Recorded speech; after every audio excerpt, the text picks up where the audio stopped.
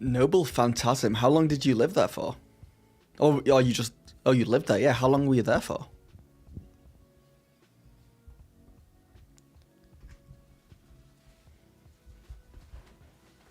Oh, 6 years. Oh, 1 second. Hey.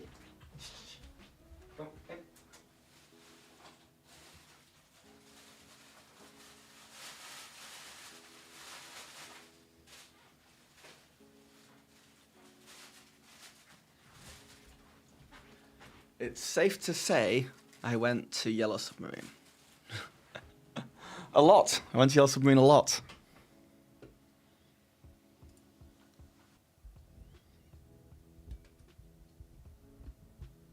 The dentist finally returned. What's up, Flam? Yeah, it's safe to say that I arguably only went to Yellow Submarine. And I went to multiple Yellow Submarines in multiple cities. 1 second.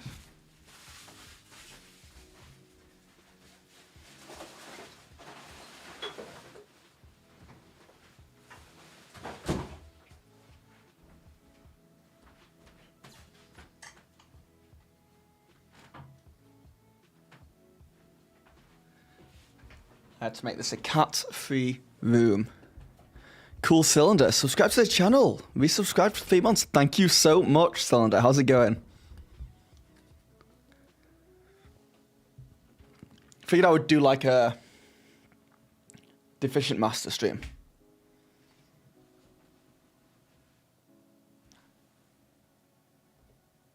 Nah, I'm showing myself. Hold on.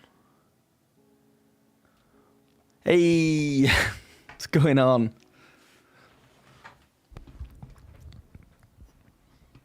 I am back. I am back.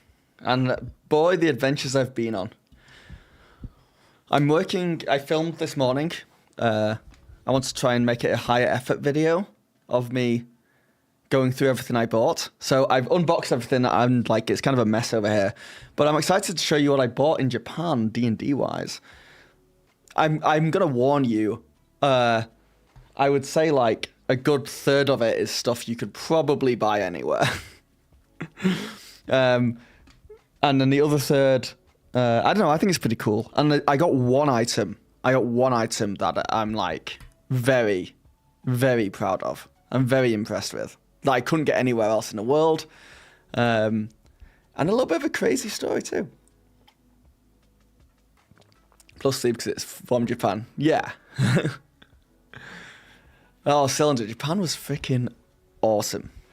We were there for, what, almost 3 weeks? By the end of it, I was, like, ready to come home. Just because I missed the cats. And I wanted to get back to streaming and making videos. Which sounds so lame and so dumb. But I was excited to do it. Back from Japan, I am. Yes, you see well. But what have I missed? I saw that... Oh, before we get into it, let's do a quick rundown of the news on the past week. Let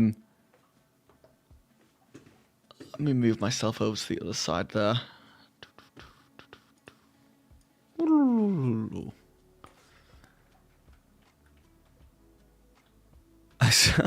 I saw Project Sigil freaking...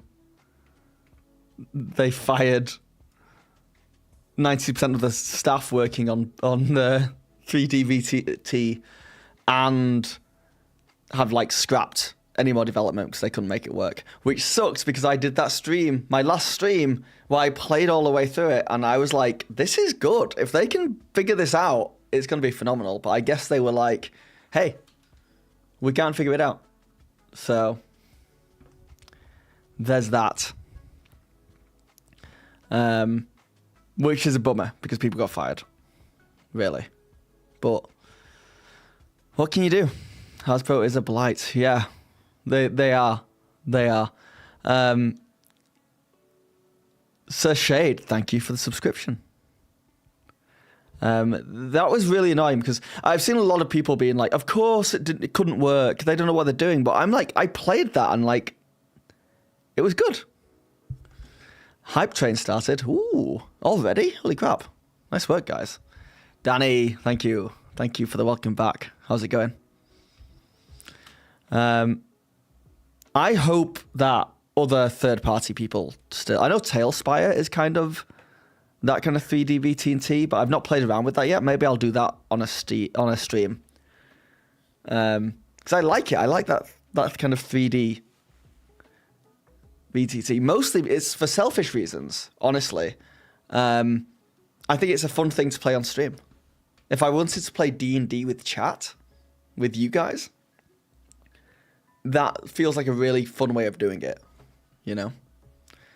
Tailspire is good. Well, it's on my list now. I'm just here to find out how many times you were arrested while in Japan. Well, in Japan, 0 times. I was a good boy. I was a very good boy. No one is more scared of being arrested in a foreign country than myself. I'm a very good boy when I'm abroad.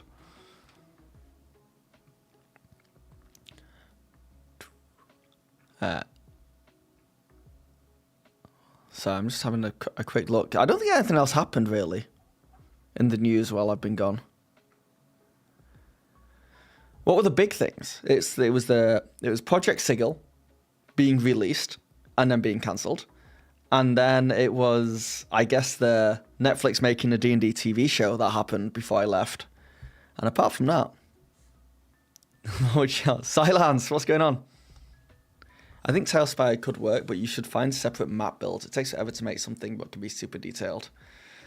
The new starter set. What's the big... Just that it's being released? And aren't they trying to make it so that you don't need a DM? Is that a thing? You're a DM and you literally go to Japan on the 15th of April for your birthday. Oh, sorry, you're going to Japan on the 15th of April for your birthday. Going Tokyo, Kyoto, and Osaka. Where's the D&D gear? Okay, I'll just do the D&D stuff. I'll just do the D&D gear. It's all here. It's all here. You've got a question. My party are planning a mutiny on an airship already. In the first, any advice on how to manage it? Crew the ship X. However you feel comfortable managing it. I'd need more information, and like, really it's how much work you want to put into it. If you want to put it could be fun to put a whole reputation system in there where like, if there's a lot of crew, then the players would have to like win them over, all individually or in groups. And the more people they win over, the more successful a mutiny could be. Glad to finally catch you live. Going to DM my first session in a few months, and I've used your channel for pointers. Super nervous, but excited. Keep up the good work. Thank you. And I'd say good luck, but I don't think you need it. I think you're going to nail it, to be honest. They're making it so you can swap around DMs. That's it. Yeah. At least encouraging it. Yeah. I guess I missed it when I read through the Dungeon Master's Guide this time round. But I saw a thing talking about how in the Dungeon Master's Guide, they just say the way you deal with scheduling conflicts is the DM sets the time and place and sticks to it.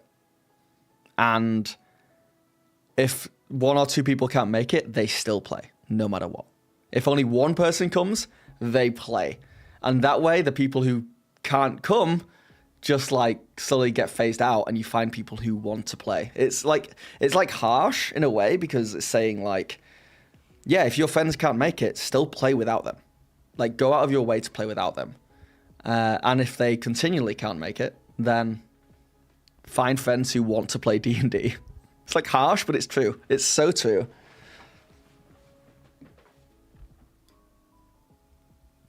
What's up, Sam? But yeah, the idea that of switching DMs with other players as well, really, that would help scheduling conflicts in a massive way because, you know, if the DM can't make it or whatever, it kind of gets weird if it's a long-running campaign because obviously that's the DM's world. But yeah, if they want to throw a one-shot or something in, they can do. All right, let's talk. Let's talk Japan. So, my Japan trip was a technically 5-parter. We went to Tokyo first and spent almost a week in Tokyo. Then we went to Kyoto, spent like 5 days in Kyoto. Then we went to an onsen where it was just like the most relaxing 2 days of my life. It was just like a Japanese spa where they took care of everything. Best food, best relaxation, just great stuff. Out in nature, like a hot spring out in the middle of nowhere, Japan. Didn't find any D&D stuff there, surprisingly. And then I finished Japan in Osaka. Then we went to Korea. We went to Seoul, which isn't Japan, obviously, but... I gotta say, in Seoul, I tried to find D&D stuff, and I did find like this cool cafe that sold some dice, but it didn't sell anything that I couldn't get here at all. How did the finale of the campaign go? Great. Yeah, really, really good, actually. It still astounds me, years in, how nervous I can get certainly about like campaign finales and making sure everyone's having fun.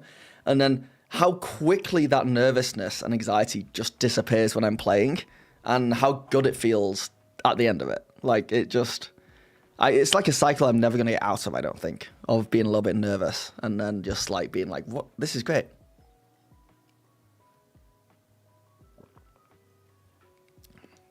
So Shade, what do I use for note keeping? I just use Google Docs. I want to play around with what's the one that everyone's saying is Obsidian?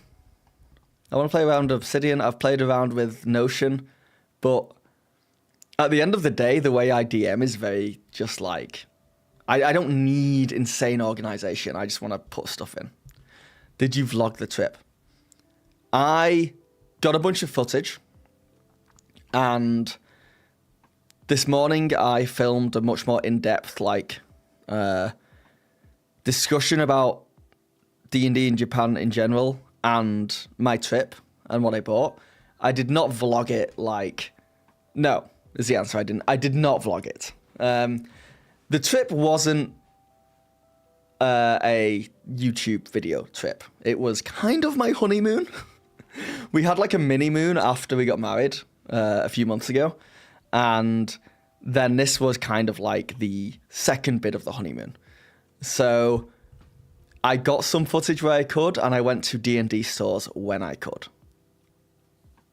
Tell her wife you say hi. I will do. She is currently sleeping. We are very jet lagged. I've been up since 3 a.m. Do you speak Japanese? If not, how was the experience as a non-speaker? I do not speak Japanese. The experience was fine. It was fine. Like, you can easily get by. Not easily, but certainly in Tokyo or like the more touristy areas, a lot of the signs are in English. Yeah, it wasn't a problem. Like, you'll be able to eat food and get alcohol and get by enough to survive without speaking Japanese. Okay, but you got a video of it, which means tax break, wink, wink. I was thinking about doing something like that. Like, can I get a tax break on my flights to Japan and the hotels? And I asked Power Words Phil, another YouTuber who's phenomenal, because he had like some more experience with that stuff than me. And he just said, Just imagine yourself sitting down at the end of the year talking to a tax person when they're looking at your receipts. Can you justify it? And I imagine myself being like, talking to some government official and being like, yeah, I want money off my trip to Japan that I took with my wife because I bought some dice. And they're just going to be like, no. They're going to be no. I can get tax back on the dice purchases, though. So I'm keeping the receipts there. We'll see what happens with that. Anyway, so first off, went to Tokyo. Tokyo's phenomenal. I really like Tokyo. I think Tokyo might be my favorite place on Earth, or my favorite city, at least. And that's saying something, because I am a huge city person. And when we got there, I did the whole touristy stuff. We even went out and did karaoke with some locals. Great fun with all that stuff. Went to Akihabara, the like otaku nerdy district, and found that Yellow Submarine shop, which is where I bought some stuff. In fact, how do I want to do this? We'll do it city by city. So in Tokyo,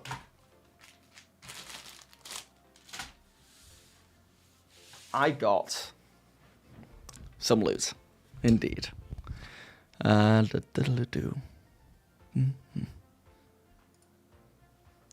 got so many dice, okay? Now, I think a lot of these dice you could probably get over here. But they're Japanese dice, guys. They are bought in Japan. So don't at me if you can just buy them on Amazon here. But the most Japanese set is literally this set, which is Japanese dice. The numbers on here are in Japanese. Come on. Don't be a jerk here. Which is cool, but kind of useless unless you know how to count in Japanese. But if you are interested in that or want to learn how to count in Japanese or anything like that, they're really cool. They're super light. And I reckon these are probably not made in Japan because the packaging said Japanese dice. And I feel like it would just say dice if it was made in Japan. And I don't think any of these, I think these are probably all made abroad. But I also got these dice, which are supposedly cat dice. You can see there's little paws, little cat paws next to them. A ball of yarn. Just decorative pieces. And then, same with these. These are like supposedly dragon dice, but they're just super cool. But these are all made by the same people. And I gotta say, they're so light. They're so fun to roll. I think if these are just dice that I can get here in North America, which I think they might be, I think I'm gonna be getting more of these in the future. Because they're cheap and they look cool and they're so light and so like just solid dice. But what I did get, which I think I could only have got in Japan, it's certainly something I've not seen anywhere else, is this dice. What's up, Mike the Eddie? That's so cool that you're in contact with Power Words, Phil. Yeah, I love Power Words, Phil. He's great. He's great. Found a version of those on Amazon. Okay, well, that doesn't matter. These are from Japan. Japanese. Bought there. I've got the receipt. Yes, Mr. Test Professional. I had to fly to Japan to collect the dice I purchased, so I had to ensure collection. Indeed. Check this guy out. Have you guys seen this? Is this available over here? What this is a D12. And inside it is a second D12. So that when you roll it, you roll 2 dice. So I can see that I got a 3 on the big dice and a 5 on the mini dice inside it. Diceception. And I was thinking, like, I wish I could find... they had D6 versions of this, where it's a D6 with, like, 5 other D6s inside. And I was like, that would be really cool if you were, like, a rogue attacking with like multiple d6s or doing something that you need multiple d6s for, but the attack would have to need exactly 6 d6s, you know? But something like this, where you're kind of just rolling with advantage, would be fantastic. I couldn't find a d20 version, but Daggerheart uses d12s. In the RPG Daggerheart from Critical Role, when you roll to see if you succeed on something, you roll 2 d12s, which is literally this. I just rolled 2 d12s. So that's so perfect. I got a 7 and a 10. Like, once I start playing Daggerheart, I'm going to use this. I think it's great. You see a D20 version of this? I want one. I want one. I think it's so cool. And like, you know, the fact it's from Japan is just the next step up. How do I always catch your live streams up, mate? By the way, did you see Hero Forge now also do dice? I did see that. That was other news. That was legitimate other news. I can't wait. I cannot wait to play around with that. Gonna put my own face in a dice. You're very curious about the balance for this D12. I suspect the inner dice doesn't have full freedom of movement. This might be a better view for you. I would say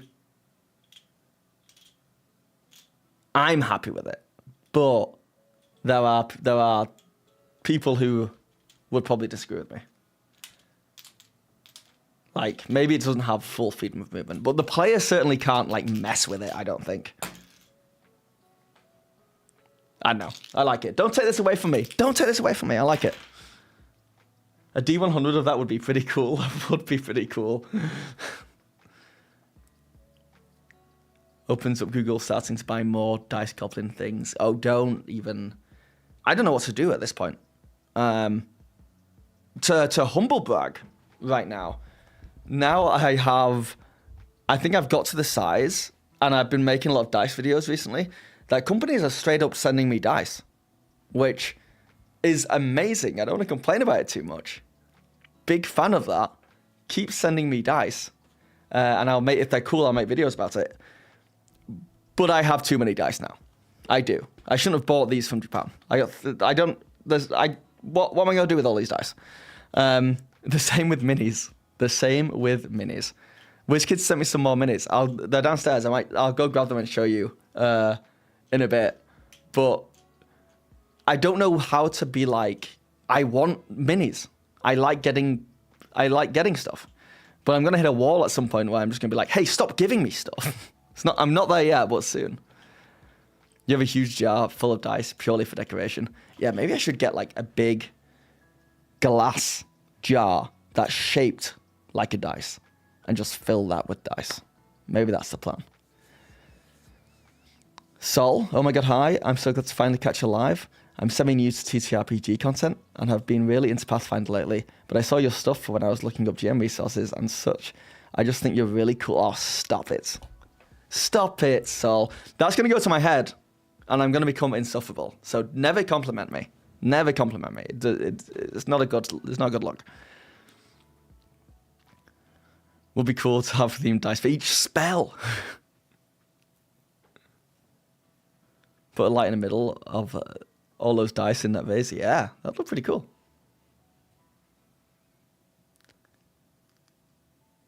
Your D&D group has a D20 version of that. That's very cool. You deserve one less compliment, helping keep you grounded. Yeah, thank you. Minus compliment. I can't stress enough, don't insult me. That's not how it works. But just be useful. Being useful about it.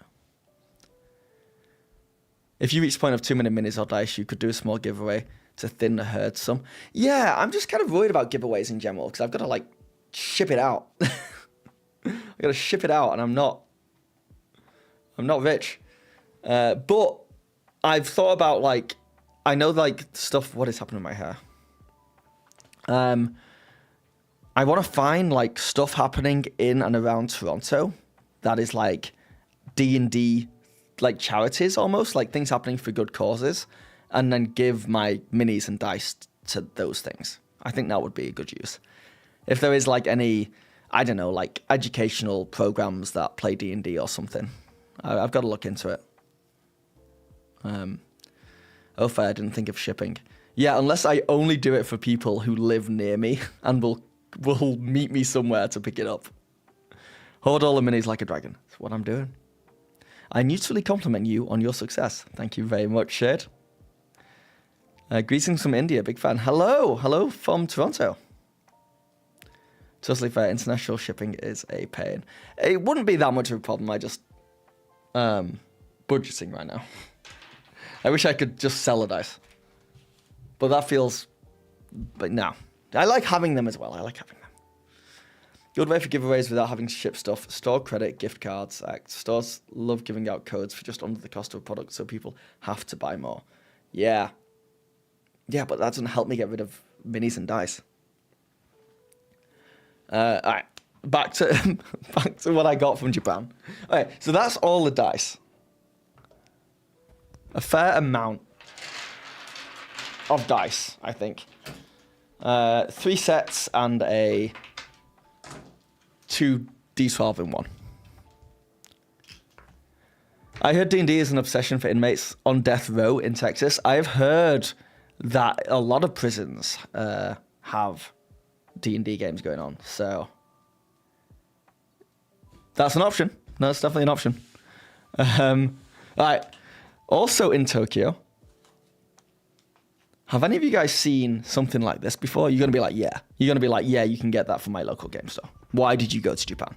But look, it's in Japanese. You see this? See this? This? I can't read that. But it says, in English underneath it, Dungeon Origami. You guys seen these? It's in Japanese. Legit, I went. Evidence. I saw this and it's exactly what you think it is, but oh my god, is there a lot of options here. And it really is just, if you are new to D&D or like you want to play around with terrain without buying like anything expensive, they're just different little, hold on. Just different little parts of a dungeon, and you can just put it together. Like a game of Tetris. How cool is that?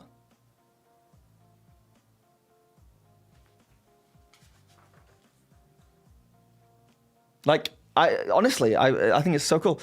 And it also, like, there's so many of these sheets, I can't even tell you how many there are. It probably says in Japanese on this thing. In fact, maybe that's what this 45 means. But there's a lot. There's a lot of these little pieces of paper. And there's like little things you can cut out here as well, like rubble or the biggest doors you've ever seen. I guess it would fit. Or staircases and put on here and they're reusable. I don't know why I love this so much, but I think it's just the simplicity of it.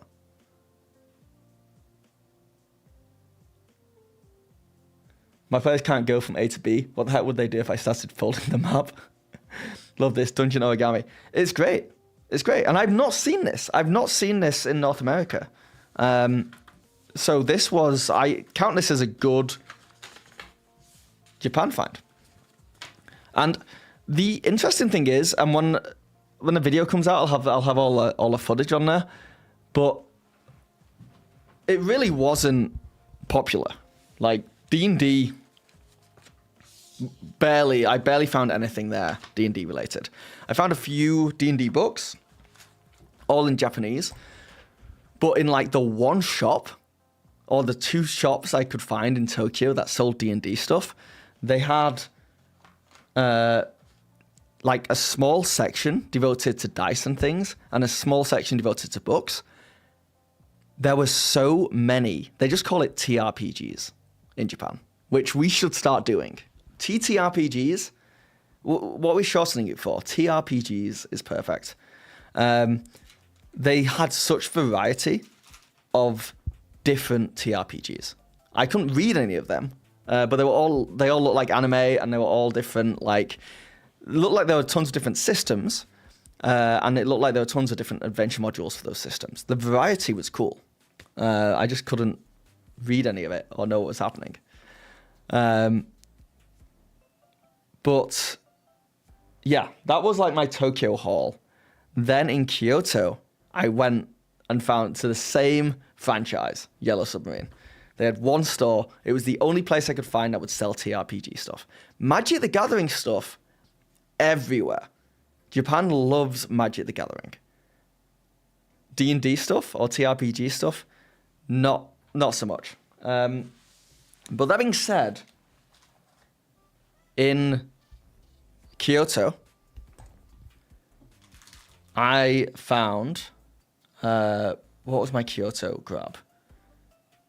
Well, I got some more of that dice there. Also, what do I do with it? Hold on, where's the best thing ever?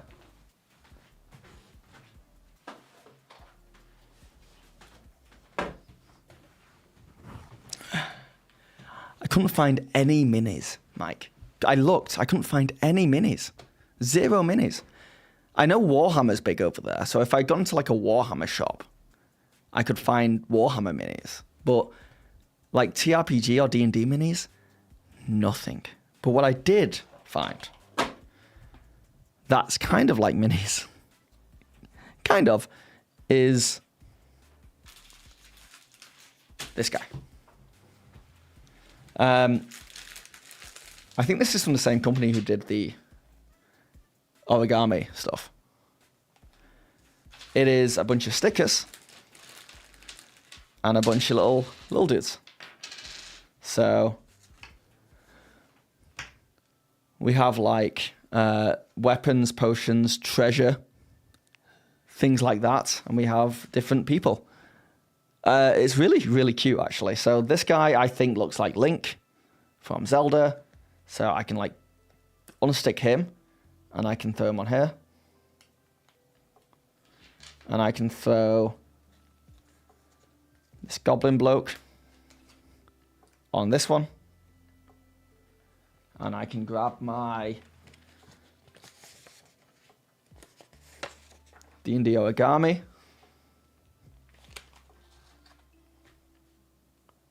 And I can have a little battle. You know, there you go. So no minis, but Viola. And then I am presuming that these are, yeah, you can unstick them and put them back at will. I wonder how long that stickiness will last, though. Uh-oh, this one won't come off. Uh-oh. There we go.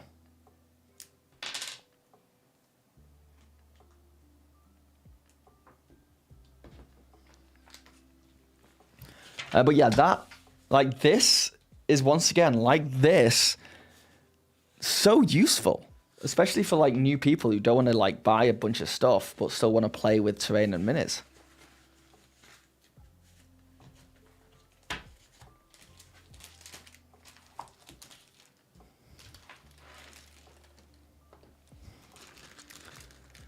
You should check out Artisan Guild for minis. Seriously beautiful minis. Also get a 3D printer. It's life-changing. I want a 3D printer. I do want a 3D printer. Love the haul you got. The stickers look so cute. They do look cute, don't they? They really do.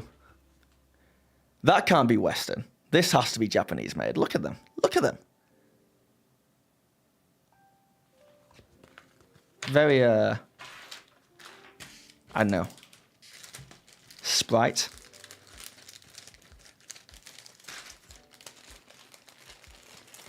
Anyway. Also in Kyoto, I got this. Which, this is crazy. This is crazy. So, I went to a like traditional Japanese gift shop. No, I was not searching for D&D stuff. I was not searching for TRPG stuff. My wife wanted like some gifts, like some ceramic pots or something like that, and she had heard about this gift shop, and we went in, and we were in there, and I was like, oh, I've got to follow my wife around for the next hour while she looks at pots. But I was being supportive, and I was trying to think about what we would do afterwards. That the plan was, and suddenly, right in front of my eyes, dangling next to a bunch of other accessories for clothes were these.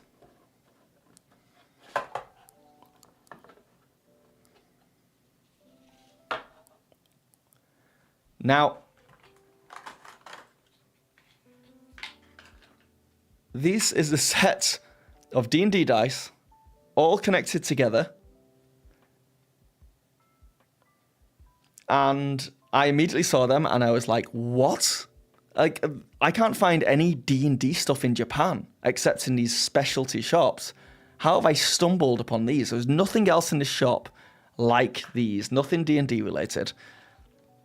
And there's a shopkeep there, and they were saying it's for traditional Japanese attire. There's like this, it's not a kimono, but it's like a kimono, and this ties it together.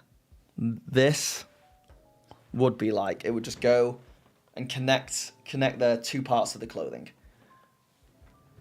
It's fundamentally been turned into jewelry, but like very traditional, formal attire.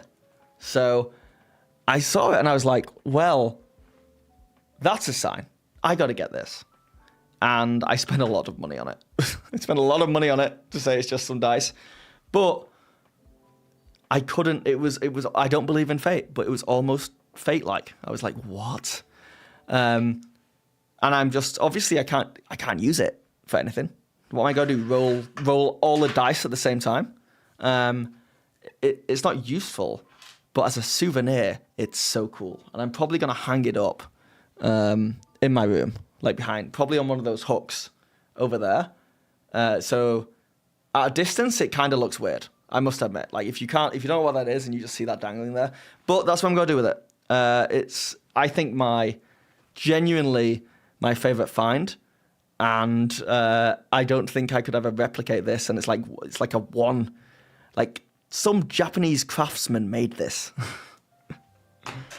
That's my pride and joy, I think. It's like a bracelet. It's closer to like a, I'm trying to think what the equivalent would be. It would be like, you know, if you have a kilt or something like that, where it fastens it, or like a cummerbund, like in a suit, like it's like or cufflinks. It's kind of like cufflinks.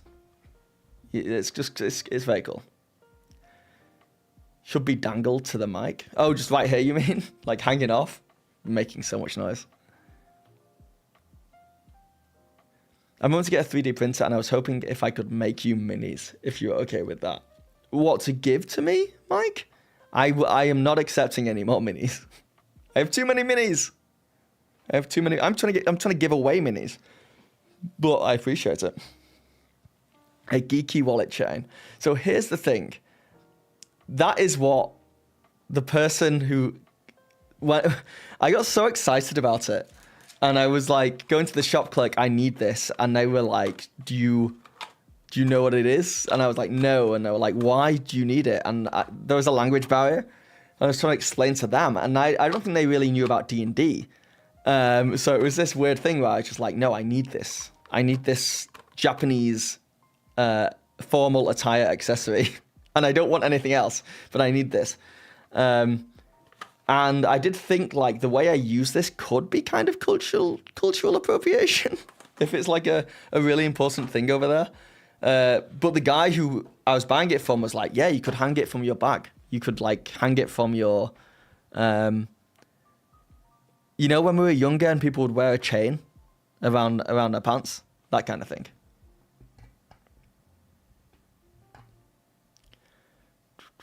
You can have nicer minis. You can never have enough minis. I beg to differ, Mike. Dice Goblins are dwarfed by mini goblins. Unfortunately, I think I'm both. I have both goblins inside me. Anyway, that find, I think was my favorite by far. But then we went to Osaka, and two big things happened in Osaka. The first was crazy. was crazy. I have spent a lot of time recently watching a lot of the YouTuber Ludwig, because he streams and he makes YouTube videos out of streams, and he does it really well. And I have been using him for inspiration for my own channel.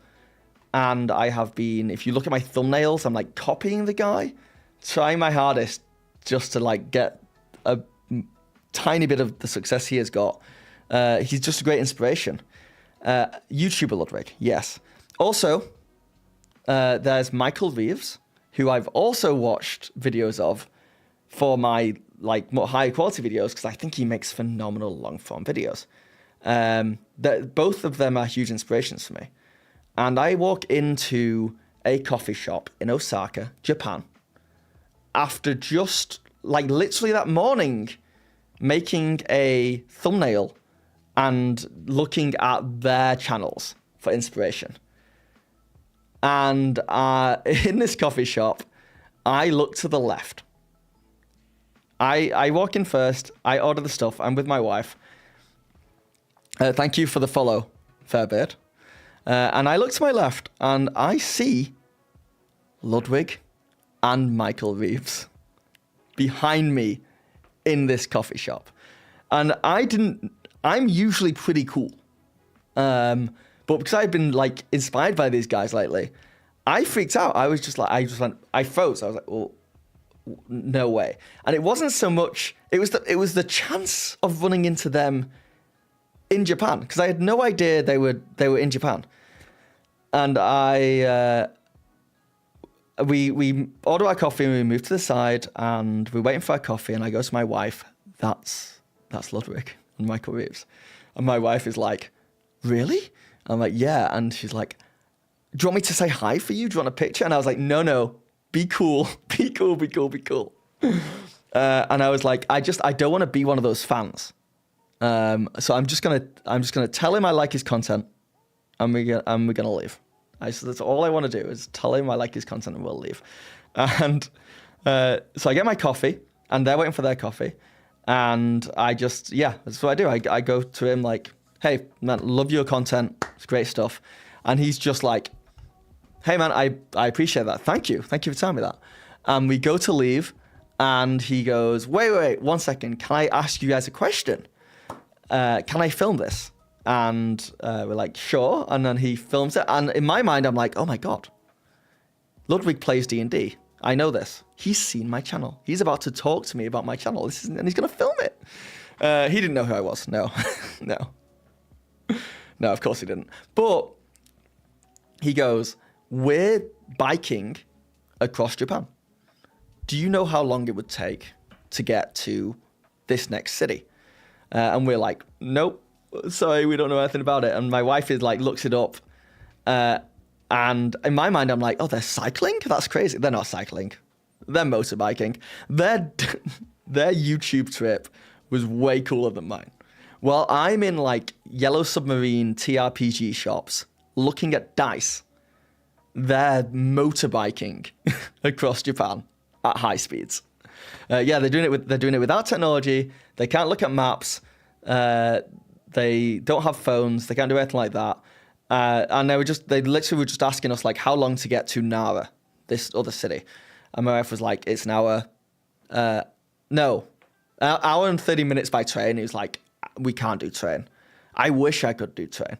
And then I laughed at that way too hard. I remember nothing is going to stick in my mind like me being nervous around Ludwig and me laughing at barely a joke he said way too hard. And I remember he just looks at me, and I was like, no, why did I laugh so hard? Nervous wreck. And then I left, we left them, we're like, hey, good to meet you. And he's like, yeah, thanks man. Really good interaction. We left and I was like, that went really well. Hopefully I wasn't like an annoying fan. I think we might be in a Ludwig YouTube video. That video came out today. I'm not in it. He cut me. I think it was the laugh. Yeah. I didn't get a photo. There's no evidence. There is evidence that I met Ludwig, but Ludwig has the footage and it's not in a video. He cut me. He cut me out. It's because I was weird. I think it's because I was weird. BRB unsubscribe. Don't unsubscribe from Ludwig. He was genuinely really cool. Genuinely really cool. But yeah.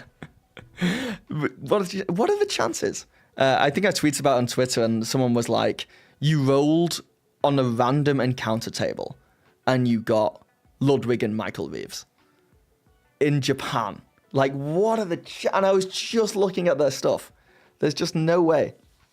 There's no way. So that happened in Osaka.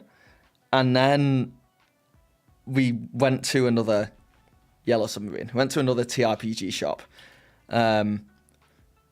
Where I got this, the last piece of D&D gear. Oh, and in fact, also I should say, when I bought this bad boy, when I bought the this dice set, the service in Japan is so nice. It's so good. They don't expect, you don't tip over there. There's no tipping culture. Yet the customer service is top notch. So when I bought this, as a gift, they were like, also take this notepad, which is just so cute. It's just a notepad. And I was like, you know what? That's for D&D now. That's for D&D now. So that's D&D gear that I got in Japan, ladies and gentlemen. That's D&D gear that I got in Japan. And so is this. And also this. This, I don't know if you guys have ever seen one of these before. This is phenomenal stuff. What this is a pen. You guys seen a pen before? Now, I think I might just be behind the times. I don't use pens often. For all I know, kids in school all have pens like this. Nanny? Yeah. This is a pen that has an eraser on it that will erase the ink pen. Tell me, am I behind the times? Is this everywhere? These were everywhere in Japan, but I don't see them. But it's an erasable pen. Yeah, you use that? Okay, well, this one's from Japan, so you use that every day? Okay, well, I don't. So it was new to me. And the reason why I was like, I need this for D&D video is because obviously you can write with it and then you can erase it. And it's like pen ink. So what better for character sheets? What better for character sheets? It does take a little bit. But yeah, you want to just rub out your HP and put new HP down? Or you want to rub out a spell slot X? Erase the pen. Good to know I can get them here. It's kind of common here. Cold face it. Well, look, guys, I'm not hipping with it, I guess, in the pen circles. But I will be buying them from now on, and I highly recommend. Let's pretend it's rare. And this thing is what I got from the TRPG shop. It's a cool little fun keyring. This is part of it. And if I open it up... Actually, what do you guys think are in this? What do you guys think's in this case? Dice? You think dice are in this case? It's not dice.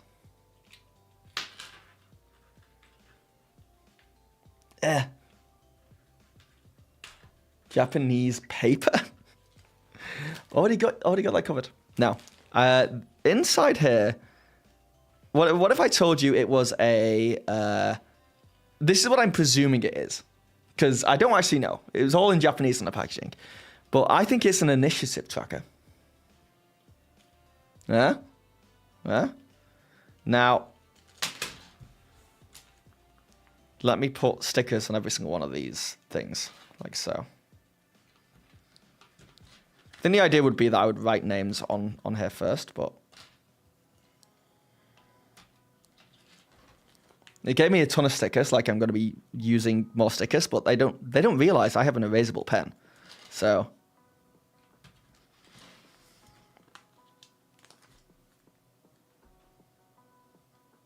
Come on, get in there. I'm surprised all these are going in so nicely.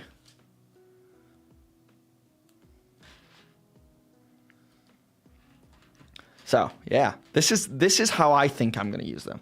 So it's very simple. I can be like Silence, so I can be Psy is up first, and then Danny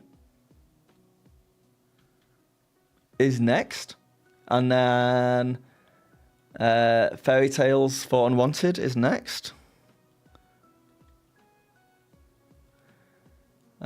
Milk's Egg Bed Dice, yeah. And then Shade is next.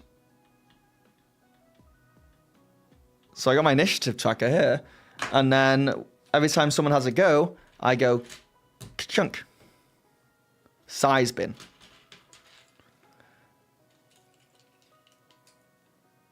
Then I go ka-chunk, Danny's bin. I can make the stickers more on there, but that's fine. Then Fairy's bin. Then Shade's bin.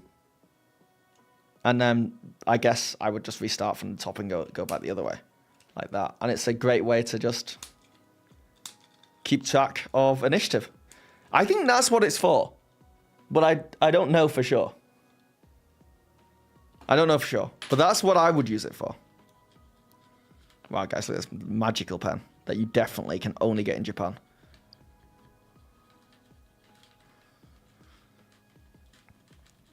But yeah, I don't know. Yeah, do you guys think that's what it's for? I guess it can be used for tracking anything. But when I saw it, I was like, that's cool. And it's a keyring. And it's a keyring. So there you go. That is my Japan haul. What do you guys think is the coolest thing I got? For me, it is 100% my traditional D&D Japanese formal garb. Shinsigami, hello. Welcome back. Thank you so much. How's it going? You know, I've just wait. Is YouTube not coming up in here? Multiverso ages ago said hello from a lost Spanish YouTube channel. Hope you enjoy your Japanese stuff. Thanks, man. What? I think my chat's broken. Because I can see on my YouTube stream that Shinsigami's chatting to me. And tons of people have been chatting to me. And it's not been showing up in my... Oh, sorry, guys.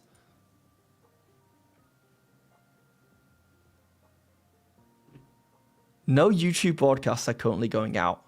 I beg to differ. Right here. No, it stopped showing up on your chat overlay. Yeah, I'm so sorry, guys. How long has that been going on for? Hold on. Check your local library if you're looking for a place to donate dice to. I know many of them are picking up game sessions for locals. That's good advice. Is the table from Japan too? No, the table is Canadian made. Canadian only. No American stuff over here. Your most expensive looking dice. Love this Dungeon Origami. Simple and useful. I've not seen any of these chats. Oh my god, they're so cute.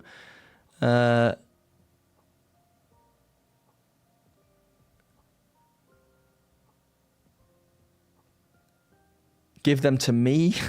Japan has some cool TTRPG stuff. We have lovely paper terrain from there. There's a reason they say good composers, Bo Greg. I'm so sorry, guys. Yeah, you all know about the pen. That's fine. No need to rub that one in. That pen cost me a lot of money. Spell slot tracker? Hey, maybe. Very tiny GM screen. A friend of mine did buy me a set of kanji dice.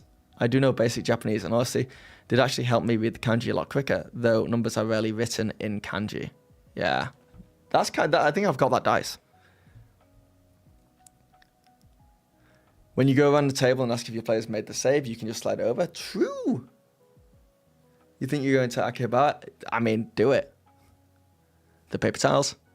Paper towels are the best. Paper towels are cool. They're very, very cool. Chilling at the office right now. Just won a bag of mystery dice. Have you opened them, Shintakami?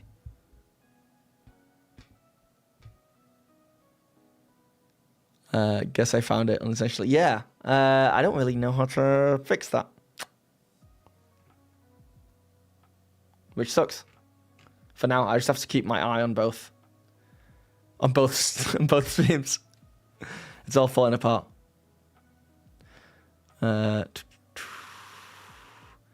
Danny wants to start a fight with YouTube with YouTube chat.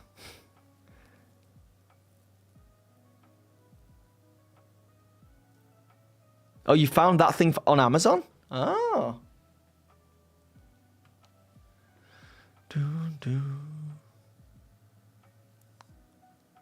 We're superior in every... This is not a combat between YouTube and Twitch. The crazy pen that is available for like a buck here. Yeah, I spent so much yen on that pen that I thought was like futuristic technology.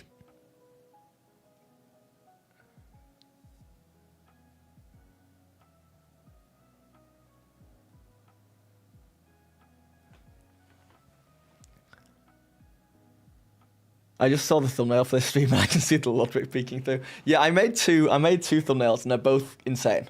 They're both insane. I'm really trying to get better at thumbnails, but I think I'm way too far into the insane YouTuber brain thumbnails right now. Exactly. Even Phil knows it's not a competition because we're so obviously better. Look, guys. I mean, there's more viewers on YouTube. So that's like a pro for YouTube. But I have more subscribers on Twitch, which is probably due to Twitch Primes, but that's pro Twitch. Look, I could do a whole pros and cons list. But it mostly revolves around how much money I'm making and how many viewers I have, so...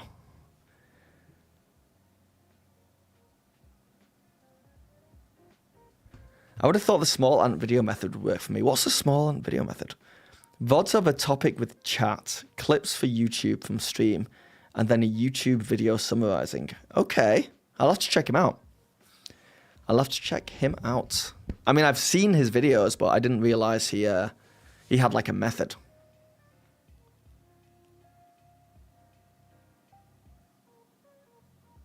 Ba-bum-ba.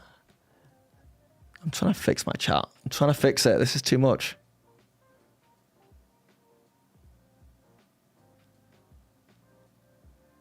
I think you should live stream playing Deliverance, Kingdom Come, the main characters from Yorkshire. Would you guys watch me play a fantasy video game? Like, would that be of any interest to people at all? I'd love to do it. BG3? Yeah. Hey, what's happening with the new BG3 update? Because I'll do it. BG3 with chat. What, like you get to decide what happens? I don't know if I trust you with that. I think that's a fast way to dying early in that game. Oh, you mean actually play with people in chat? Maybe. What, and have your voices on here? I don't know. I mean, I trust most of you. No, you shouldn't play with people in chat. I'd rather come with a system where you guys can interact with the game as chat. But I also would love to get other D&D tubers to play with me as well. Like maybe like if I could get Deficient Master and Power Word Spill and maybe like Bob World Builder or something. That could be a fun playthrough. Zach the Bold the guy's on Critical Role. He's too big for me. Zach's made it. He's done it. He's in the big leagues now. He's not going to come down here and play with a 50k subscriber. You have a new PC rig to watch me play while you play the game, so it'll be sweet. I like that.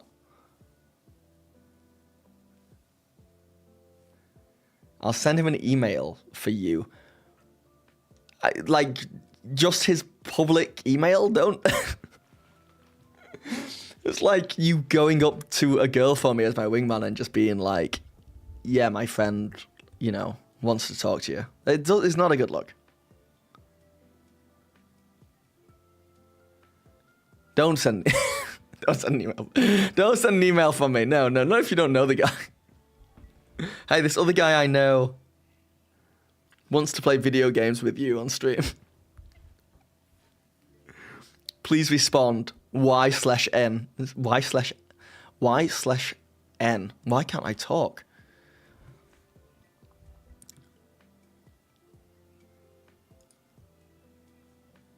I'm going to try something. I'm going to try resetting. I'm going to try resetting my chat. If I somehow just go offline, then there's nothing I can do about that.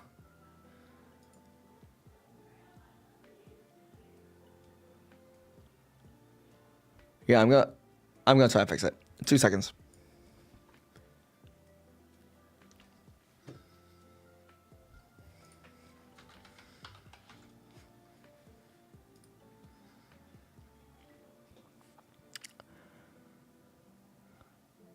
Yeah, I can see chat. I can see chat on my YouTube page and on Twitch if I switch between them. But I'm currently waiting to reconnect. Okay, it's back. Yes, okay, I can see YouTube. Yes. Aha. Why is only YouTube coming through? Can someone on Twitch say something? Oh no, have I lost Twitch? Have I just swapped?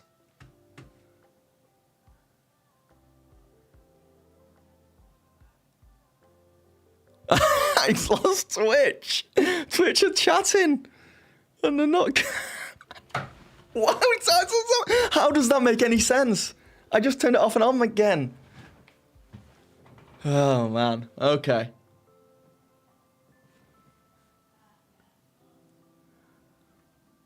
I can't even see who followed me there. Can someone in chat tell me what that was? Just restart stream. No, I don't think I'll fix it. I think I do what I just did again, and maybe we'll go back to Twitch. That makes no sense to me. No sense.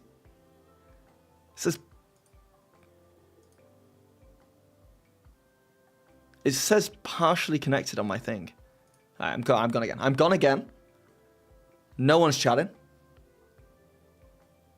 A book dragon. Thank you for the follow. Thanks, Cylinder.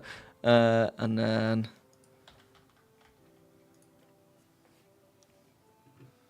What do you mean I already have it open? I don't have it open.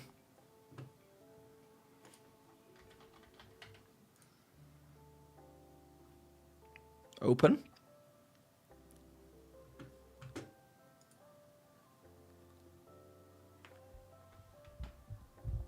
Welcome to the multiverse. Okay.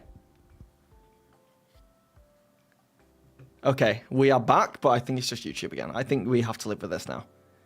How did that happen, I wonder?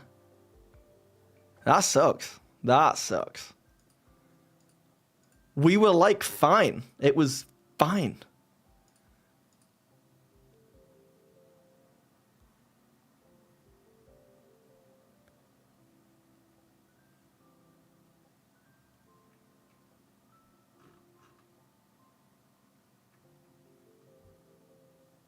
Sometimes we just can't have everything. What is that? Can someone type in chat what that was?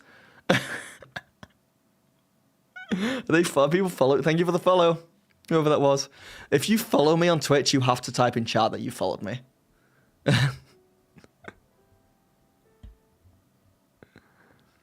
Bushman, was it, Cylinder? Cylinder, I've got to make you a mod, man. I've got to make you a mod. It was I. It was I. Welcome in, Bushman. I'm having tech issues. Okay? For some odd reason, my stream software doesn't like Twitch. It only liked Twitch, and now it doesn't like Twitch. So Sebastian, hello, Mr. Action. I'm excited to be here. Well, I'm excited to have you here. We're in the midst of tech, complete and utter tech issues.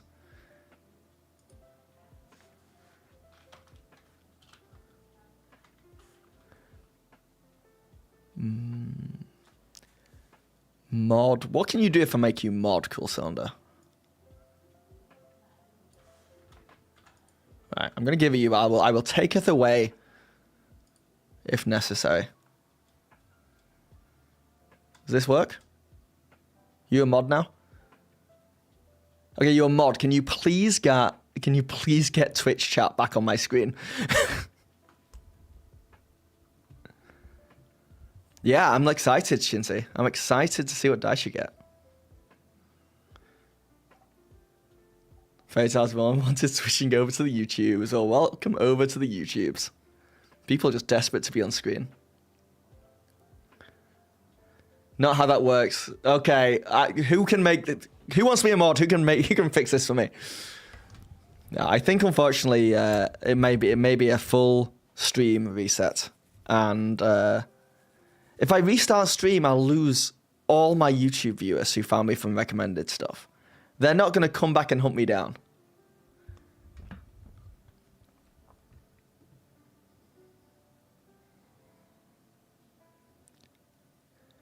No, I don't want to be... It's fixed? Cool Cylinder, you did it.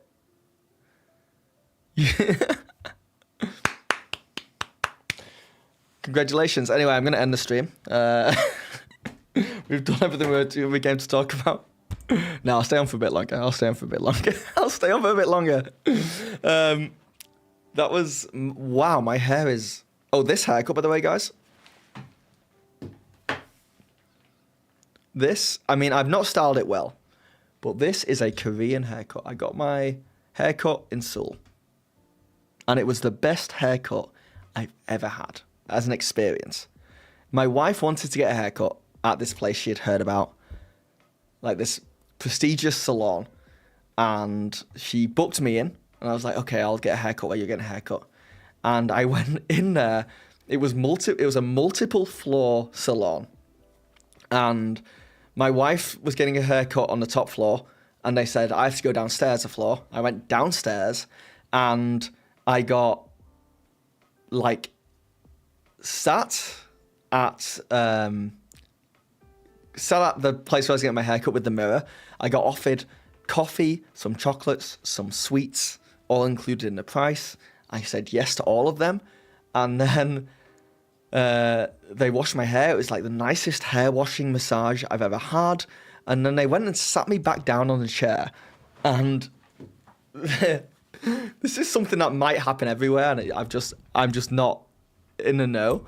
But I sat at the chair, and the hairdressing gown thing they put on you had like tight wrist straps, so it fit really nicely. It was really snug. Like, normally when you get the thing thrown on you at hairdressers, you look tiny, but this thing made me look good. And then they did something that I've never seen or had done before. They gave me, like, a pillow that sits on my lap that my hands can sit on. So my hands were on a pillow. I was really comfortable. Then they put on this plastic visor that covered my eyes so that no hair would drop into it. Never had that. Normally, I just have hair in my eyes. Normally, I just close my eyes when I get my hair cut. The plastic visor, couldn't feel it was there, and they just cut away, and they made sure I was full on coffee and comfortable the whole time. They gave me 2 hair washes before the cut and after the cut, and they styled it really cool. Man, they're living in 3025 with that visor. The visor it blew my mind. Sometimes, you know, when you go places and you're like, am I sheltered? Have I just been going to the same hairdresser for too long and I'm just not with the times? Is it Park Jun Beauty Lab? No, it wasn't. I'll have to let you know, Shinsu, where it was, because I can't remember the name of it. But yeah, if you're going in 3 weeks, how long are you there for? Dude, on the last night, we went to a Mokli bar. Mokli and Soju bar, which are Korean spirits, and traditional Korean alcohol bar. And oh my God, did we have fun. We sat at the bar, me and my wife. A bunch of people from Singapore came in, from Hong Kong, from Korea. And we were chatting, we were having fun. We only wanted one drink. We only wanted one drink because we were flying the next day back here and we had to be up at 6 a.m. We stayed for 7 drinks. We were in shambles. It was such a fun night that, like, I think we lost our minds. And we barely slept. And the next day, the flight was hard. But I recommend going there. You have makgeolli at home? Well, your first mistake was stepping in the bar. That's true. This was good makgeolli. This was good makgeolli. The only makgeolli I've had is here in Toronto, and it's this plastic bottle. You probably know the type. But at this place, they had all these different flavors. They had strawberry makgeolli. They had like makgeolli infused with different fruits. It was so good. So good. Oh. South Koreans always prioritize customer service. I gotta say, the people who are like minimum wage there, I went into places and they didn't give a damn. They just looked miserable, like they wanted nothing to do with me. Maybe it's because I was like obviously a tourist. But the amount of times I would just go into like even just convenience stores and they would just be like, yeah, give me the thing, beep, yeah, take the thing. Which I respect because honestly, who wants to be doing that job? But it was night and day compared to Japan, where they were so thankful for your service. But like food service and bar service in Korea, yeah, really good. Do you have merch? I'm seeing bonus action merch advertised on YouTube, bags, shirt, mugs. I played around with that, Silence. I wanted to see if people would be interested in buying merch, but that's like the basic stuff. Don't buy any of that. I want to like figure out cool designs. And make mugs and bags. If I could figure out like things that are specifically good for D&D, like really cool mugs, because people drink during D&D, or like bags for carrying D&D gear in, I won't do that. But right now, that's just kind of there. If people want to support me, they can do. But I don't think anyone's bought anything yet. And I'd rather people just subscribed on Twitch or Patreon or something. Honestly.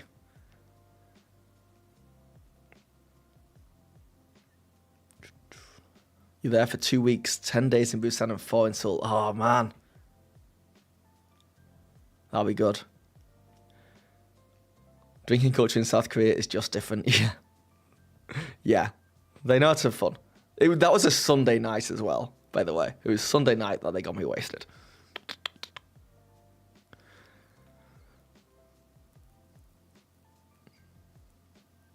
Mom and pop shops are usually the ones that don't give... I like it because it's like honesty, I think. If I walk into a place where there's like a minimum wage worker and they just look like they're like don't want to be there, I'm like, that's honesty. Isn't there? There's YouTube memberships, very cheap YouTube memberships. Yeah, I think I'd rather stuff like that than you just getting a mug with bonus action written on it. Until I can make some really good designs that like are worth it.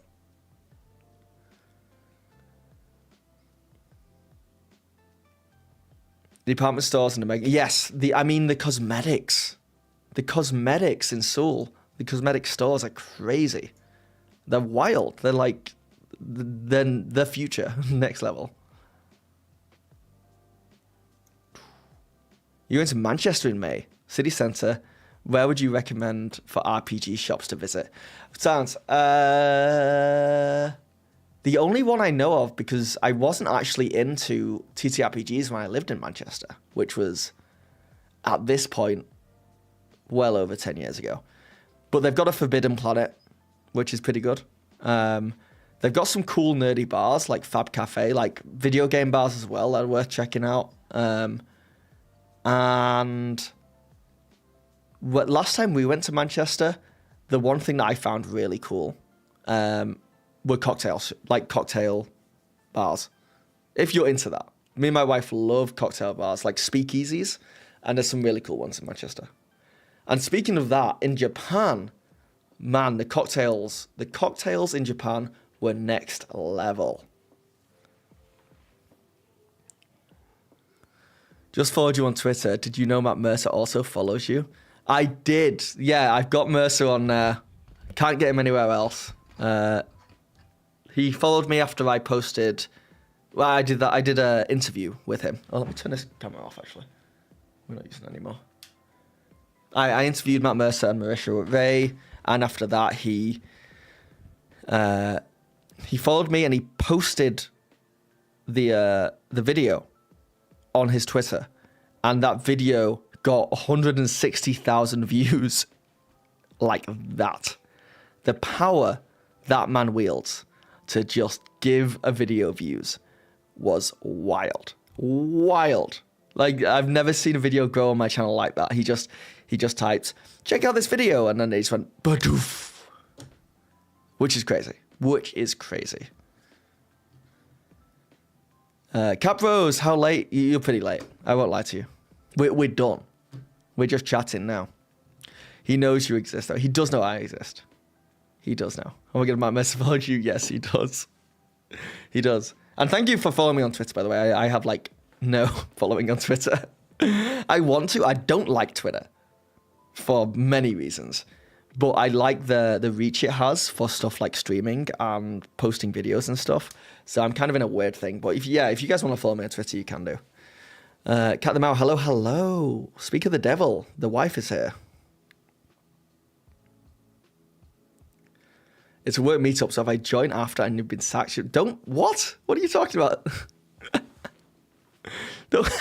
I take no blame for you getting sacked. How was Japan? Japan was fabulous. I thought you were napping, Cat the Mao. Me and Cat the Mao, like I said, we went out the night before we flew back and drank way too much alcohol. And then we did a 13-hour flight back. Barely slept. Or, like, I barely slept. Then we arrived at 10 a.m. in the morning, got home, and slept for 8 hours. And now our sleep schedule is all out of whack. We are jet lagged. Quite literally, I woke up at 3 a.m. this morning, and Cat the Mao was like, I've not gone to sleep yet. So we're like completely out of sync as well. Please don't let me sleep for like 6 hours. Okay, set an alarm. What time do you want me to wake you up at? I'll wake you up when I'm hungry. How about that? Like in 2 hours' time. Chat will make sure he remembers. Yeah, it really broke us. We were really good going there, right, Kat? I think I barely had much jet lag going there. It was the coming back that was the killer. It'd be so fun to go out drinking with you both. I think we're a good time. Kat, would you agree? I think we're fun. Yeah, like 5 because I need to fold all the laundry. Okay, I'll do some laundry folding.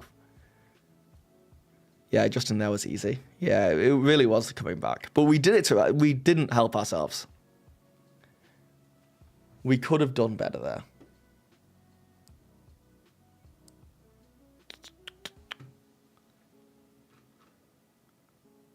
Oh, a great timeout. Yeah.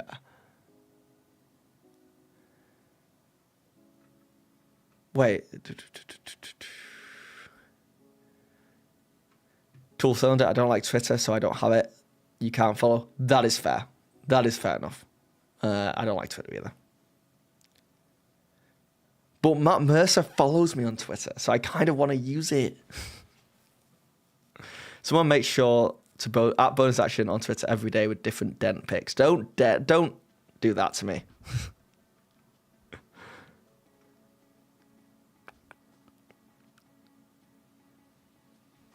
Gosh, now that you guys are back, I'm not going to get any work done. What if we came up with some way to be, like, productive together, you know? What if I stream and we just all sit in silence and just work? You know?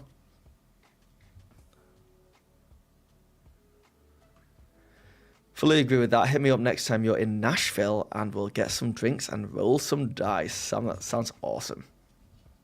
Has Twitch gone again? No, I don't think I think they're just being quiet. I'm working, if that counts. That counts, Sergi. That counts. I still want to do more. I'm going to start up D&D again a week after next. We're figuring out now, like a good day to restart. And then I think I want to start doing weekly streams where I prep. I just do my prep here with you guys and tell my players not to watch.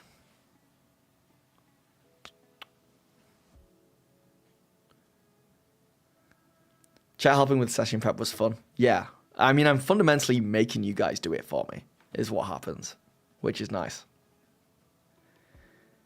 And still going to be daily streams. I don't know. I've not done daily yet. I think I'm going to try and do 3 streams a week. And it's very important for me to keep making videos. And that takes time. So I think 2 or 3 streams a week. And I want to do at least 1, if not 2 videos a week. And I want to do shorts. And I want to do that for like the next month and see how that affects my channel growth and revenue and all that good stuff. Because I really like streaming, but the reality is I just don't. The money is in the videos. Like, it's not. Streaming is very time consuming and energy consuming. And if I do it every day, I won't make videos, which sucks. Bro, Joe, how's it going? How's your week going? See, I'm getting tired now. Maybe I'll nap with you, Cat the Mouse. She's probably already asleep. No, I'm staying up. I'm staying up till at least 10. But we've had a good time. We got back. I watched 4 episodes of Daredevil. I watched the last 3 episodes of Severance. Did you guys watch anime? Have you guys seen that Sakamoto Days anime? Great stuff. What else have we been watching? Oh, we just started watching Wheel of Time as well.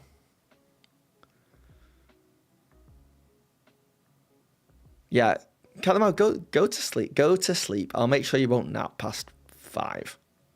And that's a promise. That's a promise.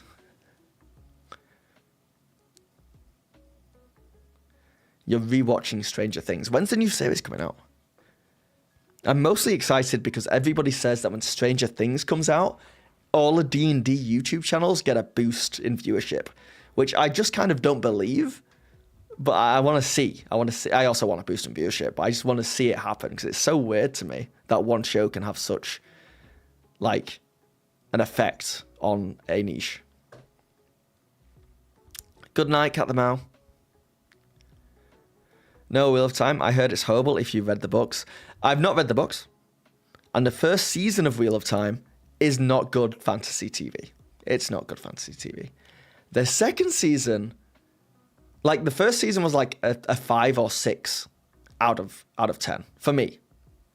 And I watched a lot of fantasy TV. The second season was like a 7 out of 10. So I was like, oh my God, it got way better. It's still not like great, but it got way better. So I was excited to see if it got like even better again this season. We watched like half the first episode before Cat the Mouse started falling asleep. And it's like, I don't know, I wish it had a higher budget. Queen's Gambit had a similar effect on chess streamers and channels. Yeah, that's wild. But like Stranger Things is like, I understand it wears D&D on its chest. It's very proud of its D&D roots, but like it's not about D&D in a way, you know? Like the hobby. It's not about like actually playing D&D. So it's just weird that it's had such an effect on it.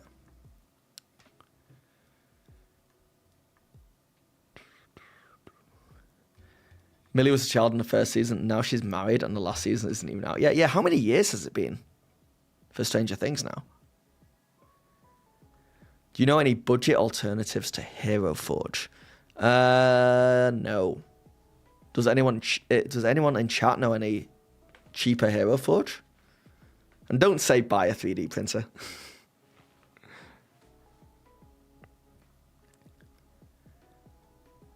It's last season of Stranger Things, so they should have a significant D&D connection to put a button on that since it's been a solid thread. Saw an article this season will have a new D&D monster. Ooh. I wonder who that or what that would be. A Tresk. Oh, they're making new Stranger Things D&D box set. Buy a 3D print. Buy a 3D printer. Low budget. It's just a couple of $1,000, but then you can just print minis willy-nilly. I hear it's a dragon. I heard it's a dungeon. So we'll see. We'll see. I'm excited. I'm excited for Stranger Things because I'm a big fan of Stranger Things. Stranger Things, like outside of D&D, Stranger Things is just filmed phenomenally well. I'm a massive film nerd. I did film and TV production, and the transitions of that show are next level. The way they move between scenes is like the one I always think about is they do a shot of I can't remember why it happens, but they do a shot of like someone in a lab, and they go to like this door that shouldn't be open. They go to the keypad and they start pressing the buttons on the keypad to go inside. And then it cuts to the next scene. And the next scene is a very similar shot of her finger pressing buttons, but it's booping one of the kids' noses. It goes boop, and they're in a new scene. And I'm just like, that's so good. That's so good. Man. Elderbrain. Maybe. Maybe like some kind of a mind flayer. I can see that. Right? Like some kind of monster that like eats with like tentacles eating brains. The psychic abilities characters have must lead to Elderbrain. Maybe. Yeah, okay. You guys have got me excited for Stranger Things. Now, season 5? Season 6?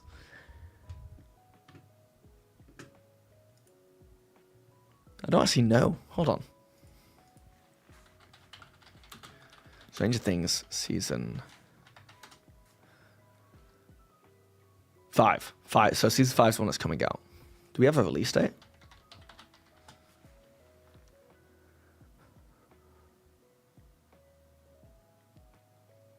We released in 2025. Thanks a lot, internet. They called the big thing the Mind Flayer, though. The guy was called Vecna, so that's why I assume Brain. Wait, which big thing did they call Mind Flayer? Oh, they did do Mind Flayer, didn't they? What are the dogs called? What are the little dogs called?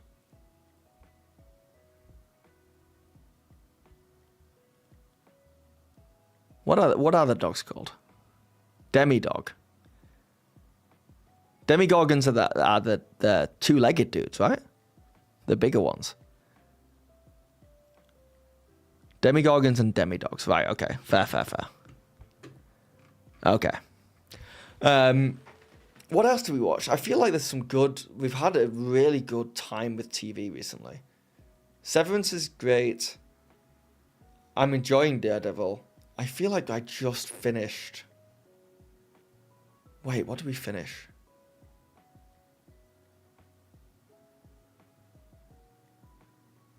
It's going to bug me. I feel like there's another fancy show that I was watching. Demidogs are the baby version. Right. They grow up into Demigorgons.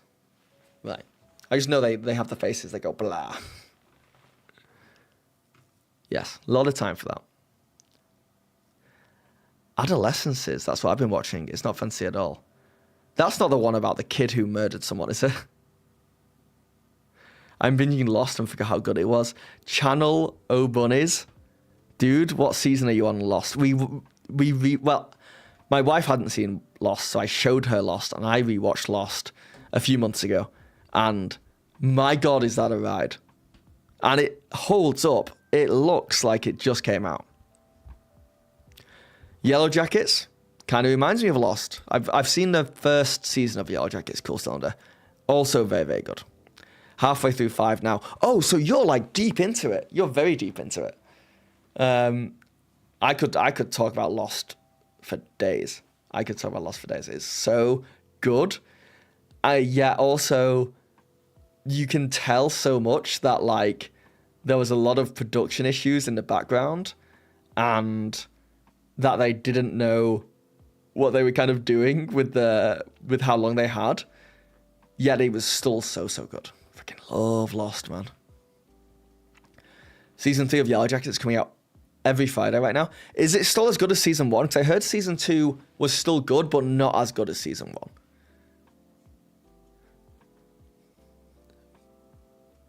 Balxidor, thank you for the follow. Man, but the finale for Lost was such a letdown. The whole last season of Lost is, let's say, on my second viewing, I appreciate knowing what happens. I appreciated the whole thing a lot more. But the ending of Lost is easily its weakest. Like, that whole final season is its weakest part by far. I was a huge fan of Alias, the show JJ did before Lost, so I'm used to crazy behind the scenes drama. Alias with Jennifer Garner and Rocket Raccoon, also a great show. Oh man, I should go back and rewatch all that stuff. No one just watched a video of yours asking for a follow on Twitch. Well, thank you very much, Belks. Lost was a 9 out of 10 show, but the ending made it a 6 out of 10. That's how I feel about Game of Thrones.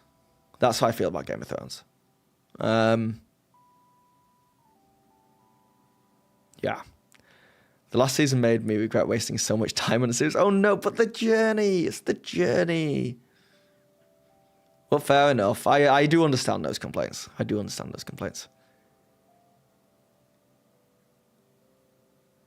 Oh no, Game of Thrones was so much worse. Yeah, Game of Thrones was real. I want to rewatch Game of Thrones because the first 3 seasons of Game of Thrones is the best fantasy TV ever made by far.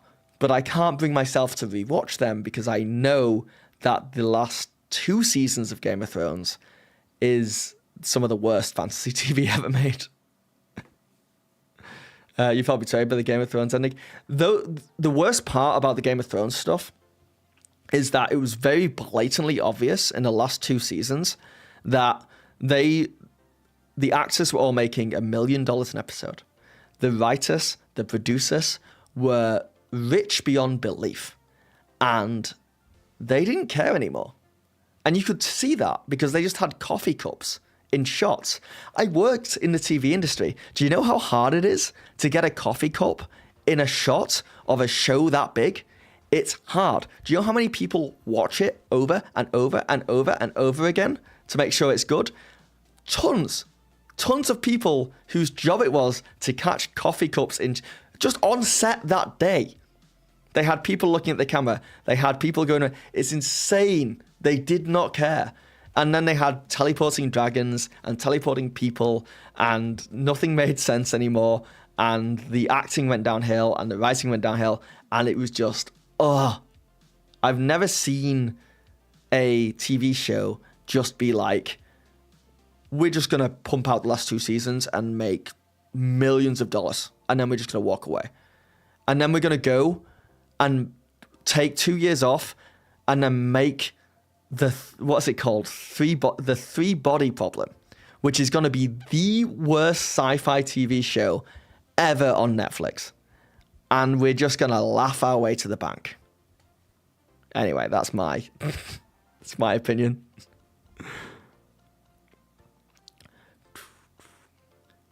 When can I come back to talk about D&D? This sounds mean and passive aggressive. I'm sorry. Dude, what do you want to... We can talk about D&D. We can talk about D&D.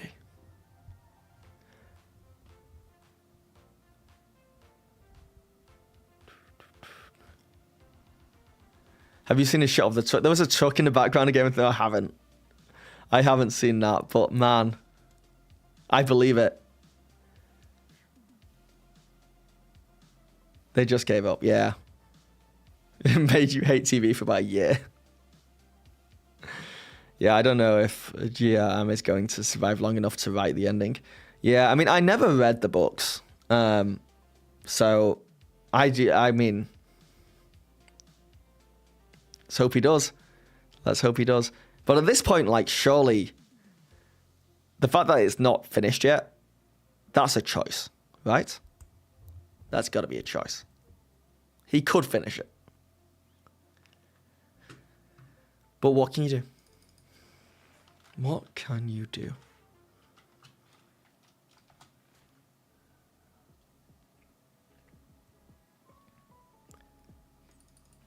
After 20 years of DMing campaigns, I'm having to learn to DM one-offs for Toronto D&D. It's a whole different beast. Channel of Bunnies, how are you finding Toronto D&D? Is that like, so you've signed up to DM for people? Are you getting paid? It's definitely a choice. Winds of Winter hasn't made any progress this century. Streaming for an hour already. What did I miss? We went through all the stuff I bought in Japan. Chatted about Japan for a while. Chatted about D&D for a while. Complained about Game of Thrones and lost. And now we're here. So not much. Not much.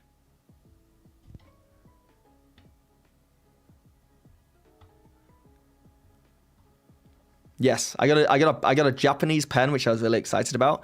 And it's one of those that it's like a pen with an ink pen, but you can erase the ink with the back of it. And then everyone in chat was like, yeah, I've got one of them. That's normal. Everyone's got one of them nowadays. So there's that. You signed up to be a player a few times. To play, it's $11 a seat. I moved over to DMing. You don't get paid, but you also don't get charged. So where's the money going? To the venue? You should get paid for DMing. Man, Japanese stationery is the best. Yeah, I agree with that.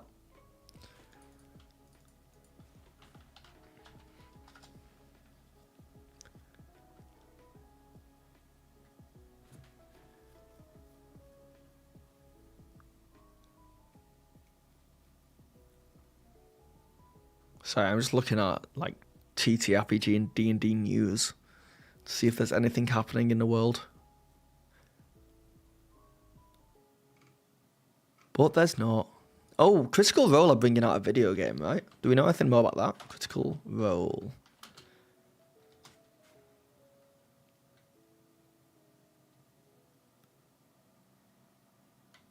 I guess we don't. I guess the video game.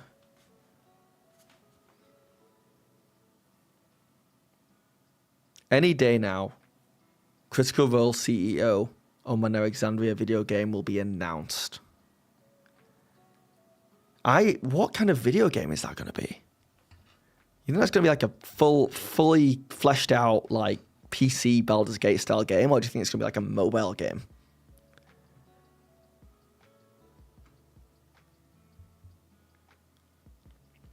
I think I might be the only DM who's lamenting the death of Sigil. Like, 90% of my games are online. Me, oh well, 2D with imagination is good. Hey man, hopefully they can take Sigil and implement it with maps and make something good. If they just took the 2D maps and let you put 3D minis on there, boop, boop, that would be pretty cool. When I was in school, I was in love with erasable pens. We had teachers that wanted everything in pen, and that made it so much easier. I didn't even know they existed until recently. That's how much of a hole I've lived in. I am a little curious where the money is going, but they get some good venues, and the website development is getting impressive, so I'm not too fussed about it. I might look into that. I might look into what is happening with... Because I see a lot of D&D Toronto stuff. I live in Toronto, and I'm very curious. Because I know other establishments that you can pay to play D&D, and they pay their DMs because their DMs do everything. So I just wonder, I really wonder if one person is getting very, very rich without doing anything with D&D Toronto. Like, what's going on?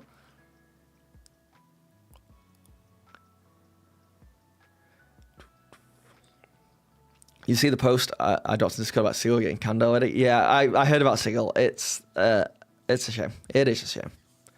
Telltale, Vox Machina. I'd play it. If you convince Cards have become a 51st state. Oh my God. Lol. Yeah, when America rejoins the Commonwealth and pledges allegiance to my king. Erasable pens are bigger in Japan since they're not so keen on. Yeah, they were everywhere in Japan. I couldn't find a normal pen. I couldn't find a pen that I couldn't erase.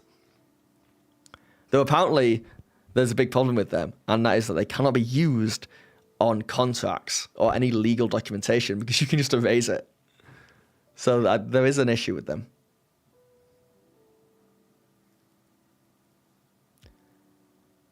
Oh, interesting. So they are like kind of Japan only if you want more colours. They put too much into it. All they had to do was start off with campaigns. Imagine Lost Mine of Phandelver. Then if you want to flavour, you can, and their customizing tools. I agree. I think if they just kept going, they would have figured it out. God save the king.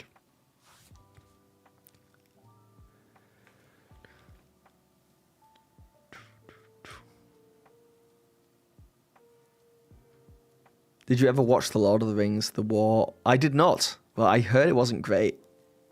Have I heard wrong?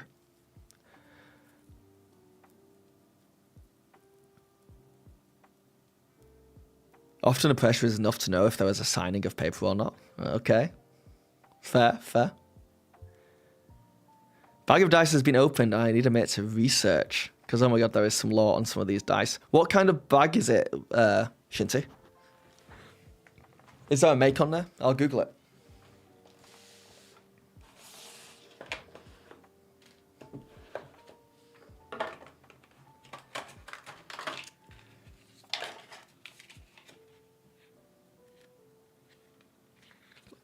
Such a nice box for these. But I think they need to sit somewhere. Hold on.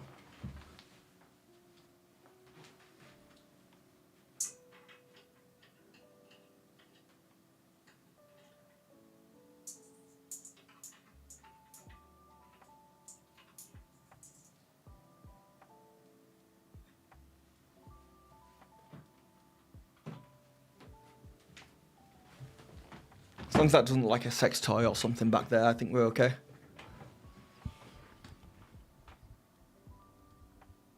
Shout out to Wheel of Time, season 3 is great so far. Okay, I've watched the first half of the first episode, and it was a big magic fight. So I'm looking forward to the rest of it.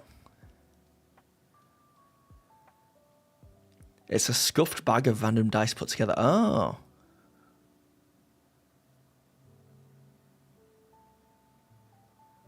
It does look like a sex toy.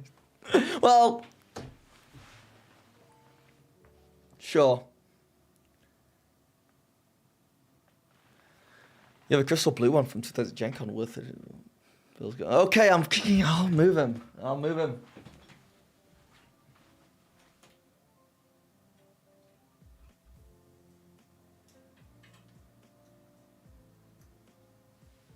Is that worse?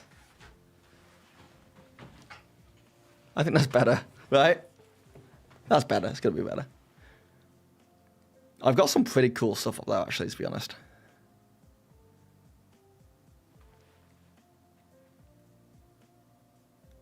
Much better. Okay.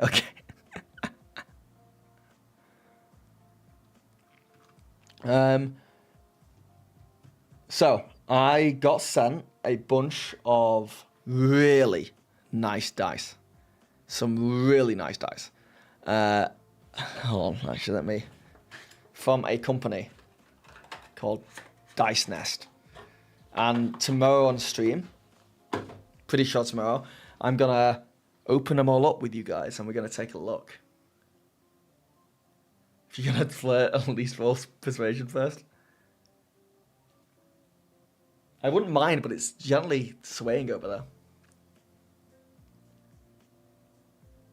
Oh yeah, I'm officially premium on YouTube for at least the next couple of months, so if you see a boost in your revenue stream, you're welcome. Thank you very much, Rogue. I thank you. If you want to just keep watching my videos over and over again on loop, that would be awesome. The biggest one is a massive red D6 with a weird Gen Con logo on it, and it took some finding, but it's from 1992 for D&D's 25th anniversary, only available in Milwaukee back in 1992. That's awesome, Shinsei.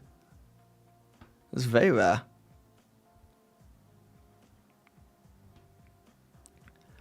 The 1992 Gen Con is the first Gen Con that took place. Holy crap. Ooh. Sell that bad boy. Is it good quality? Is it in good condition? I might set that up. Wait, set what up? Oh, just playing my stuff. Yes, you have a video of mine on loop. Why, Danny?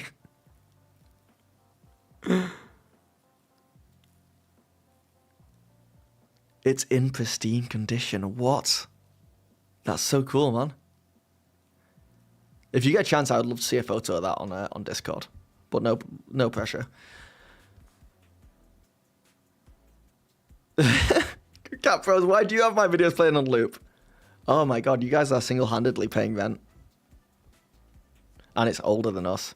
It's not older than me, Shinty. What year did you say? 1992? It's not older than me. I am its senior. Open a PO box and let chat just send all sorts to you. I've been looking at that. I think it's like $100 a month for like a smallish PO. They're not cheap. But it would be nice to have, just for my own safety, to get like a PO box.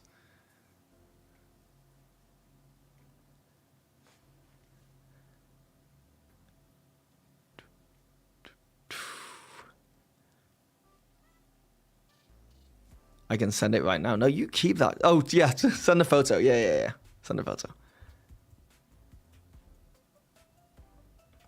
I realized I had that for a week or so. I don't know why I just did that and it stays. What? Just trying to help a bro out. Well, thanks. Thanks, guys. Thank you. I remember one of the videos had like 2 30-minute ads play during it, and I let them both play. Don't let 30-minute ads. I think you just have to watch 30 seconds of an ad or click on an ad for me to get money. Don't watch more than that. They shouldn't be allowed to put 30-minute ads on there. That's wild. I have no control over the length of ads, by the way. I wish I could not allow 30 minutes. That's longer than my YouTube videos. Yeah, I'm all, yeah. Damn, Phil has unk status for real. Hey. Daddy? Question mark? Is it not daddy stat? I think it's daddy status. Granddaddy? I don't skip ads for creators. I like skip the 30-minute long ones, Danny. Don't watch 30 minutes of it. Sent it in as a dice collection reference site for all limited dice from Gen Con. Hold on, let me get my Discord up. Mystic Arts DM, you called? What's going on? How art thou, Mystic? I shall click every ad from her. No, guys, don't. YouTube's going to think it's weird. Don't be clicking all my ads. Just watch normally. Just watch normally. The best thing you can do is watch what you like to watch when you want to watch it. And then, if it's not my stuff, it means I have to get better. Have you seen the stupid AI ads that never get to the point? I've seen the D&D rage bait videos that never get to the rage bait. Daddy Phil. Shocked at the people watching the ads. I don't know if you heard Mystic, but they're talking about supporting me by just watching my videos on loop. And I just don't do, and then like letting 30-minute ads play. Don't do that. Just don't. Nah. Daddy Dent Phil. Okay, the dent jokes are back. Let me look at this picture.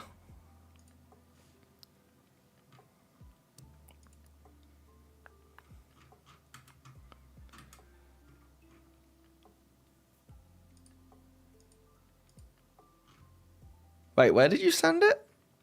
Shinty? Oh, you sent it just to me. No, you didn't. Wait.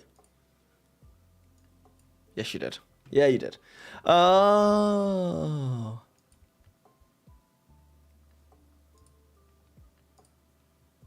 That's cool. That is cool.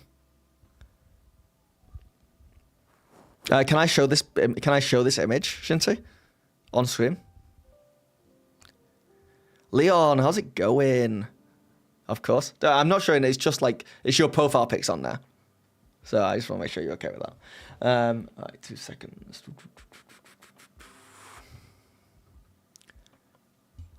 There she is. An official Gen Con D6 from the first ever Gen Con is in Shinty's hands right now. Your profile picture is your dog. Yeah, you don't want someone recognizing your dog on the street and knowing it's you, right? Nah, everybody watch normally. Gotta let YouTube do its things. I agree completely. If you want to support, then share them. Get new viewers in. Yes, I agree, Mystic. I agree. In fact, that's one thing that I disagree with a lot of the D&D or the D&D creators, probably rightly so. Like, I don't want to like say they're doing it wrong because who knows? Who knows? But I don't like it if someone comes in and does the whole like, I'm commenting to support you because I support channels I like. I don't like that. You should watch stuff that makes you want to click on it, that makes you want to watch longer, because then YouTube will show you good stuff that you like. And if you're not watching my stuff, it means that I have to learn to make clickable stuff that makes you watch longer. I have to get better, you know? Pat the dog for every ad you watch. Don't watch my ads. Stop watching my ads.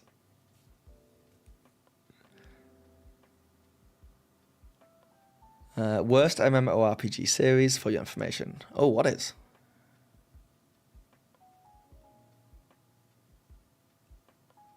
You see the guy who's keeping Resilient Airlines functioning thanks to his videos? They play his playlist on repeat for years as their system needs to be playing a video to stay open. What? You're too honest for this, Will. Daddy fell. I don't like the daddy thing. I want to take that back. I said it as a joke. It seemed cool at the time. I don't like being called Daddy Phil. Officially. Guys, watch his ads twice as hard. Hey. Sure. I'll make double the sense. Pappy Phil. Pappy Phil's cooler. Pappy Phil's cooler. It's got that alliteration on there.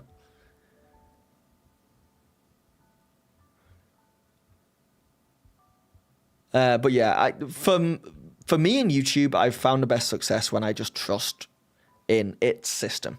Whether I agree with it or not, whether I think it's fair or not, it like...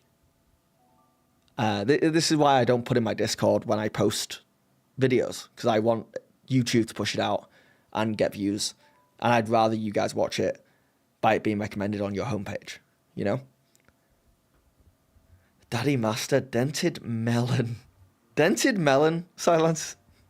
The melon bit is new. I don't like that. I don't like that. No, I do like it. I like the engagement. The Dent has done nothing but good things for this channel.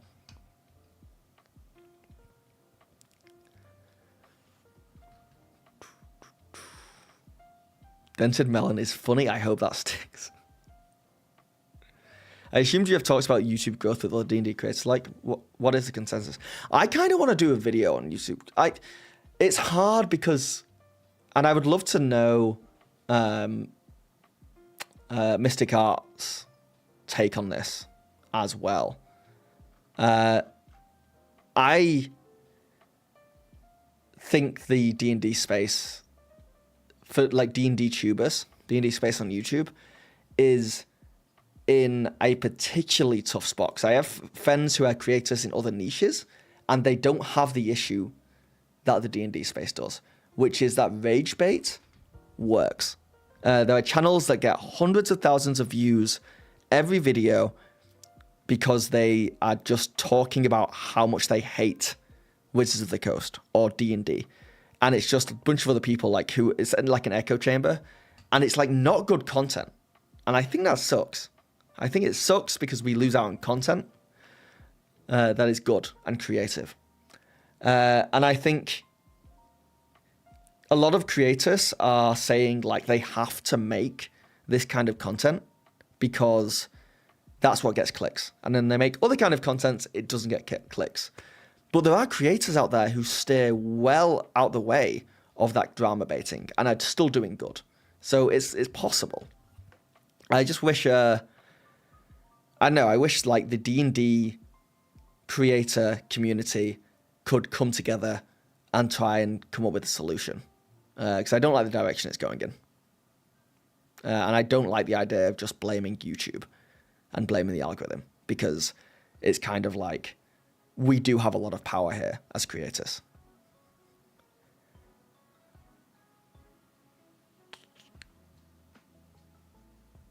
Oh, I said daddy.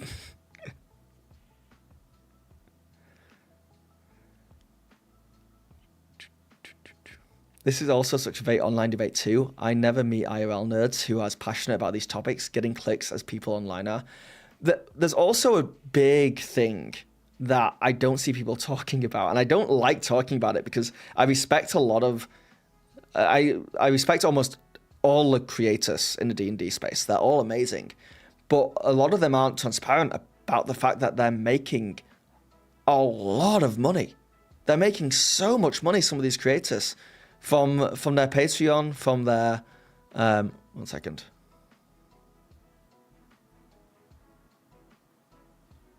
Hold on, Leon. I want to make you a mod.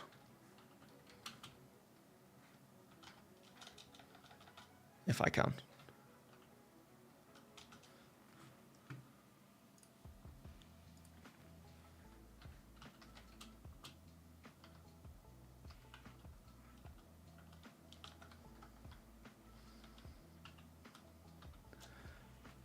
Leon, thank you for the subscription. This was not a paid for thing. I did not just buy this subscription by making a mod. 1 second. Is that what I need to do? /mod Leon J. Yeah, there you go. He bought being a mod. Yeah. If anyone wants that, if anyone else wants to be a mod, just subscribe right now. Do not. That's a joke. I take it back. Will not work. Thank you for the follow, Ray. What was I just talking about? I feel like it was a serious topic. What was I just talking about? D&D YouTubers. Oh yeah, they make a lot of money. They can make a lot of money. And when they make these videos where they're talking about how bad we've been, shafted by Wizards of the Coast, it's true. I believe a lot of them feel really bad about it. But when they make like 3 videos a week, all kind of saying the same thing, it's because they're making thousands of dollars, And I don't think, I wish people were more honest about that bit. It's like the hatred towards Wizards of the Coast has been fueled by Wizards of the Coast being jerks. That's a fact. But it's also been fueled by content creators throwing wood on the fire and rallying people up. And the reason they're rallying people up is because they believe like we should stand up against Wizards of the Coast, but also because they make thousands of dollars. And that's a thing that they're doing.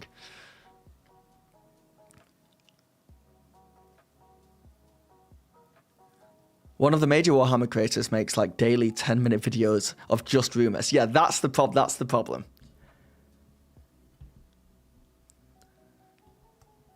Yeah.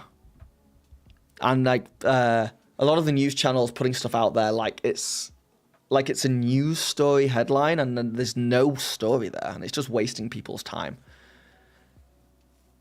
Oh yeah. And don't get me wrong, there's some good videos that I kind of like that where they do proper journalism and they look into it and they talk to people. The biggest problem with a lot of this stuff compared to other niches that do these videos is that like these kind of news videos from other niches done well are like interviewing people who are in the know. They have people up, they have experts up talking about it with no skin in the game. But in D&D, it feels like we're not doing that. We're not putting that extra effort in, which is a shame. You should make a video about that. Yeah, I just don't want to start I also don't know enough. I'm kind of still getting my thoughts together on it, if that makes sense. Because I could be dead wrong. So I'm still kind of getting all my eggs in a row for there. But I've been thinking about it. Because it is also YouTube. If I look at... there's a tab in YouTube that says inspiration. And it looks at other videos in my niche that are doing well. And it says, you should make videos like these because these videos are doing well. And it's all the rage baity videos. So YouTube is saying, hey, make videos like these. Because YouTube doesn't know any better because it's a dumb, machine. But it's definitely there. It's definitely pushing that stuff. But then all the rage baiting videos are from creators who are like, they don't have to make that content. Star Wars YouTube is the same way. Oh my God, don't even get me started on the Acolyte stuff. The Acolyte wasn't a good show. But there are YouTubers who were making daily content just hating on that show, ripping it a new one, like really going for it. It's like a 6 out of 10 show. It's not the worst thing ever. It's not the best thing ever. And they were getting hundreds of thousands of views and making tens of thousands of dollars a week from it. And I just wish they said that. They're like, hey, I'm benefiting from the hate. I'm like, and also they're being really negatively affected by it. So I'm tired of people dogging on Hasbro and WotC. I'd rather talk about the game and those experiences rather than create business decisions, good or bad. I think there's a world for the discussion, and I find it interesting. I think the Sigil stuff recently is a good point where everyone is just like, how dare they fire people? How dare they take, and they really hit the emotional stuff, almost like politicians. They're like, how dare they do this to these poor souls? And it's like, well, they gave them jobs that they wouldn't have had in the first place. And they experimented with this new system. And yeah, they're incompetent and it failed miserably. But I'm glad they experimented with it. Kind of, I wish people weren't fired. I wish people weren't negatively affected by it. I wish the thing came out. But at the end of the day, what's happened is better than nothing happening at all, in my personal opinion. But I feel, even just saying this now, I feel like I'm going to get there's a lot of people who would hate me. But he's defending Wizards of the Coast, get him. I'm not defending Wizards of the Coast. I'm just trying to be neutral. I'm trying to find the middle ground that is more realistic.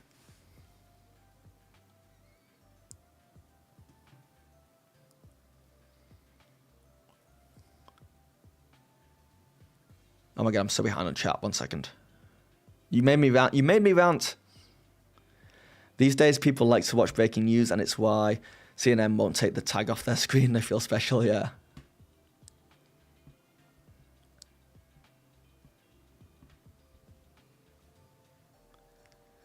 It had pacing issues. Oh, is this the Acolyte? I mean, it had Manny Jacinto, and, that's good enough for me. Drama farming is always going to happen. Just a cycle of controversial business practices being led up to clickbait headlines. Yeah, the problem is in the D&D space is that it's getting worse. It is slowly but surely growing and getting worse. And there's been a lot of excuses being made by YouTubers, almost as if they're victims to it as well. They're like, oh, the clickbaiting is so bad that we have to do this. And it's like, don't do it. Don't do it. There's always another way. Yeah, he's defending Wizards Ghost. Get him. Grab your pitchforks.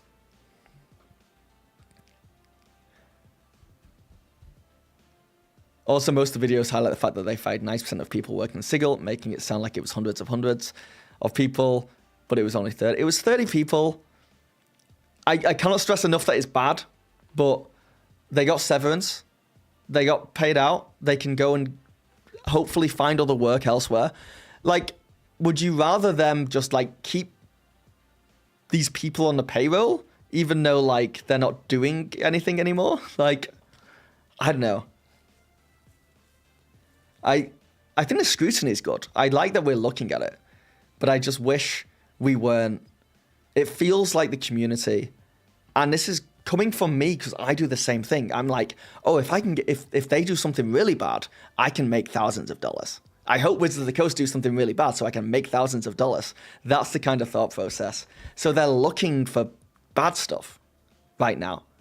D&D YouTube in general is like looking for bad stuff.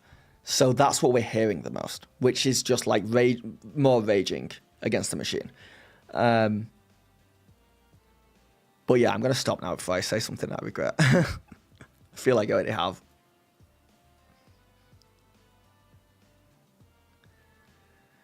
And only 30 may sound bad. 30 lost jobs is a big deal, don't get me wrong. Yeah, I agree with you. Raises pitchforks. But yeah, I don't know how you feel. I don't drag you into a Mystic, but like, I mean, I would love a conversation. I would love to talk to like other creators about it, and like even on stream, and they can tell me I'm wrong, and like I'm down to listen and stuff. It just feels sometimes I'm just like it's getting worse before it gets better.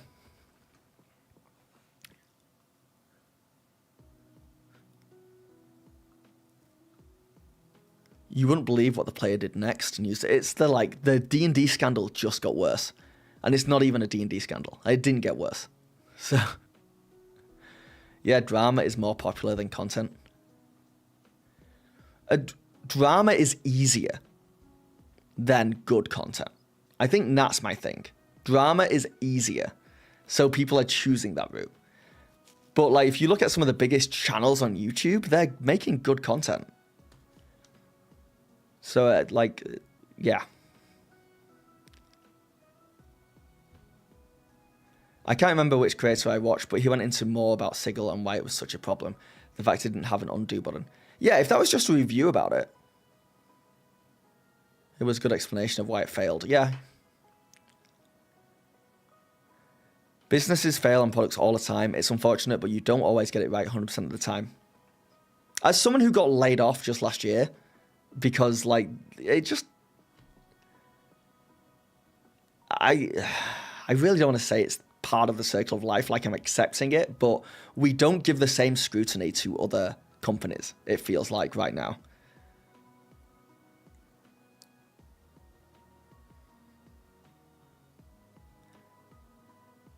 Yeah.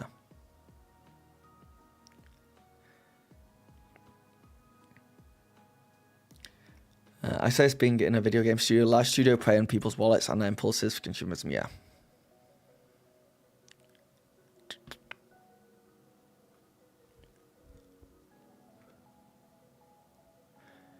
Mr. Gartz, I'm also really tired of constantly being told to be angry about things. I can't open the internet without being yelled at that I'm supposed to be outraged about the Shrek redesign or whatever it is.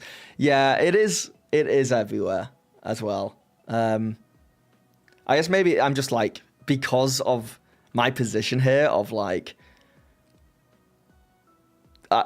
as a creator of my size and seeing what other people are doing, there's just always the temptation to try and do the same stuff. And I have done. I've made rage baity stuff in the past. It's very easy to fall down that rabbit hole. And I just think we're creating a space where we're normalizing it. And I just wish we didn't. That's my take on it.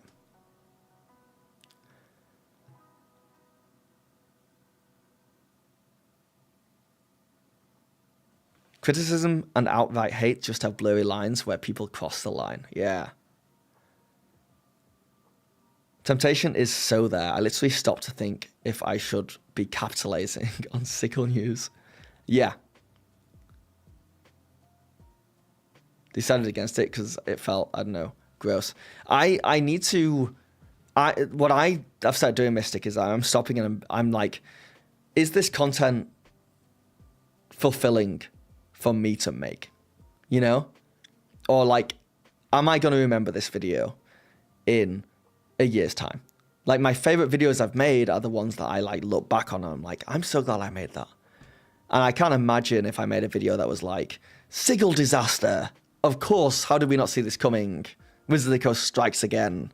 I'm not going to look back on a video and be like, I'm proud of that one.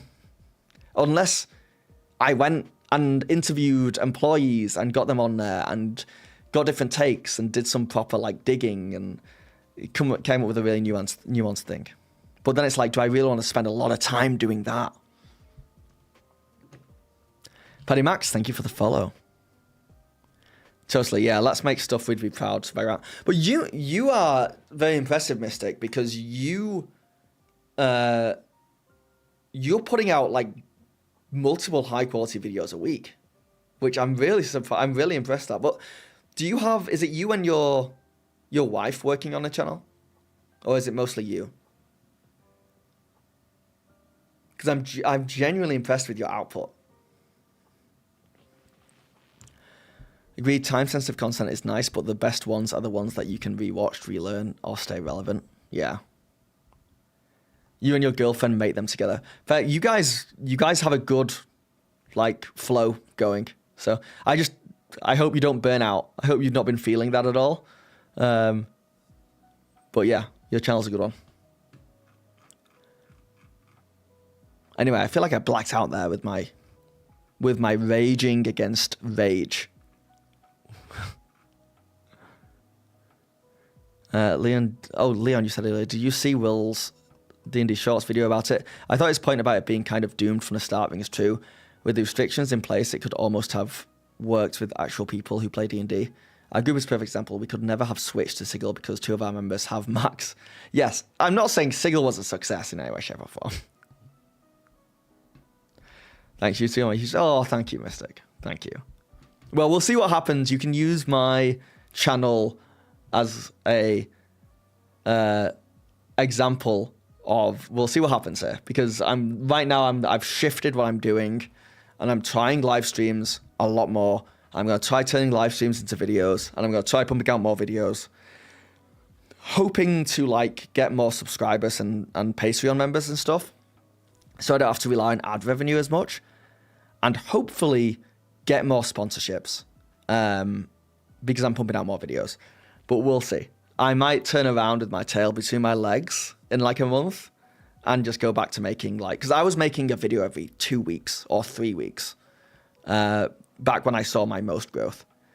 But I don't like working on one thing for that long. I want to get it out. So this system's more fun for me. What happened to being too tired to rage? Well, in about an hour, I'm going to be passing out, so that'll be me. New concept just dropped. Rage bait videos addressing rage bait. I'm gonna make a video about it. I'm gonna make a video. I'm gonna show what my YouTube page shows when it's recommending rage baity stuff. The thing is, it's so hard to make a video about it without talking about specific creators, and I don't want to do that. I don't want to like be calling people out. So we'll see. We'll see if I can figure out a nuanced and good way to talk about it. It's just that sort of mindset from Hasbro, right? What if they actually tried to have our best interest in mind? Then the money comes automatically, right? Would be interesting to see. Although it doesn't seem like that will happen. I think D&D is just hard to monetize. I'm not sure what... I think Hasbro just needs to be okay with it making not that much money. I think that's the best scenario. And hopefully that's what they figure out after they fail over and over again. But don't get me wrong, I like what they're doing. I want a D&D Beyond. I want a D&D TV show. I liked the D&D movie. I liked them, what they did with Baldur's Gate 3, though I know Hasbro didn't do a lot with that. But I like what they're doing with a lot of actual play stuff. I think Hasbro does a lot to reach out, and a lot of it is to make money, but we get a lot of cool stuff out of it. Hopefully cool stuff. We just wouldn't know that because we only get the rage bait stuff. It's very hard to monetize, and you're right, yeah. Right on the money with that. But doesn't Elon Musk want to buy D&D and WotC? Oh my God.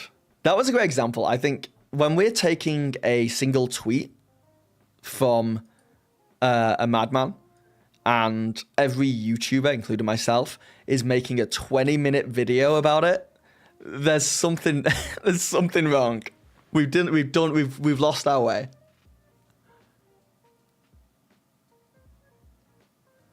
You can just mosaic censor the thumbnails and just put a disclaimer on the screen. Criticism is noted.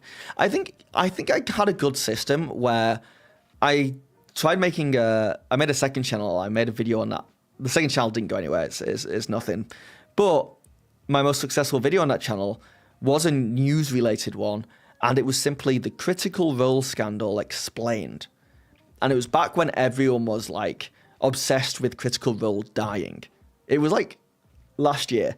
And it was like a full month of videos about D&D, about Critical Role campaign 3 views getting lower and lower, and how they're dying and how it's a disaster and blah, blah, blah, this.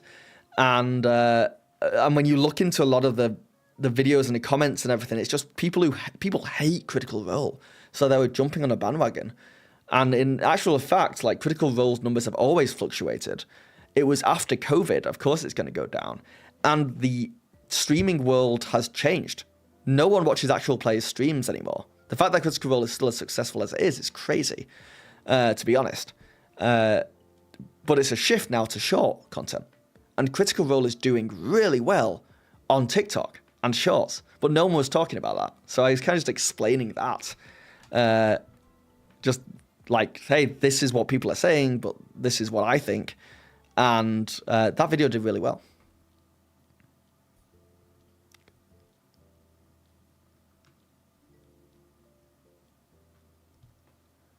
Phil, you're already super respectful by nature. I'm sure you'll find a way to talk about it while also calling on the entire D&D community. I'd also want to. I just wonder if there is like a solution to it, because the solution is that like every D&D creator decides to stop making rage bait videos, because the views are still there. People still want to watch D&D stuff, so they'll watch stuff. It's just about shifting that stuff to like not rage baity, anger inducing stuff. And I don't think that'll happen. I don't think everyone will jump on board.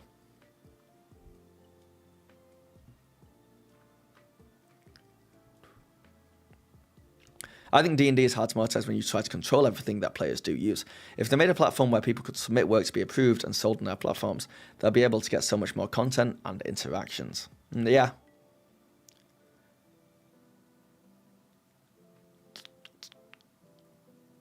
Lean into fan creation. That is the key.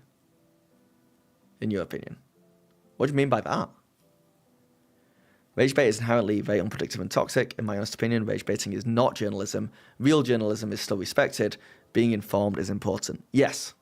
And trying to be as unbiased as possible, which is not what happens when we rage bait. We are biased as hell.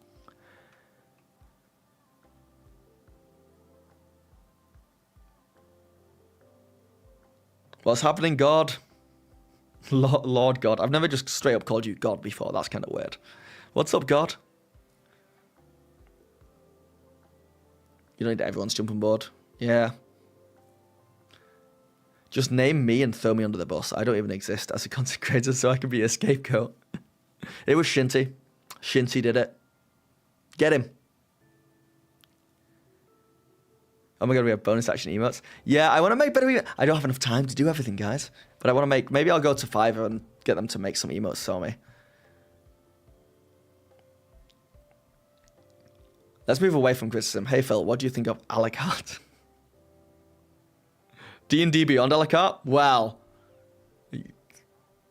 Fuck those guys. Fuck those guys for taking away that from me. That... I will rage bait against that. Leon rolled a 3. Oof. Valix rolled a 10. Danny rolled an 18. That's good. I was about to say, these rolls are hard. I'd like, just this rolling system is, it's hard to get a 20. Roll a 20. Danny rolled an 18. Never heard Phil cuss. The a la carte stuff got to me, man. That got to me. Of all, we'll move into something more positive in a second. I just have to get this out. The one thing that Wizards of the Coast the many things. I don't want to take away the many bad things they've done. But the one thing that really gets to me from Wizards of the Coast is the lack of communication. If they want to do something to make more money, they can do it. Just tell us that's why they're doing it. Don't just do something and then say nothing ever. Anyway. Digital dice do suck. Stop. Roll a 20. Rolled a 10. But yeah, do you guys got any good ideas for emotes? D&D related emotes. I've got like the Nat 20. I've got like an AC, like maybe like a roll initiative one, or like a I don't know, like intelligence check. I don't know. I need some emotes.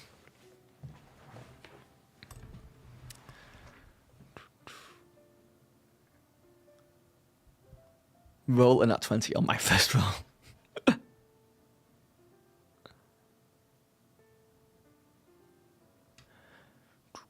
Please make a door emote. That's very good.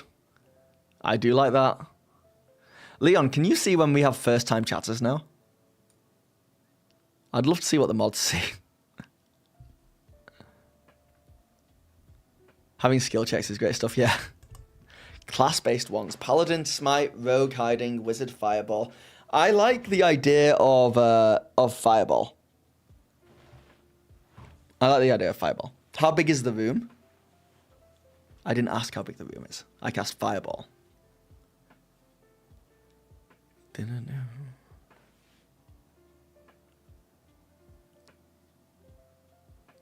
But also Mimic ones. Yeah.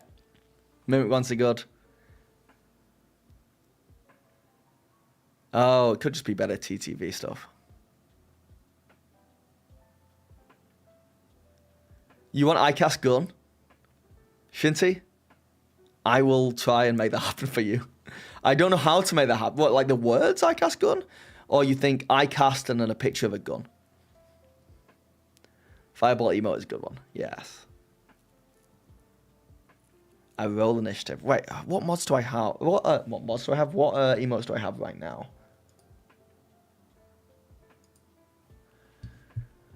So I've got a dragon,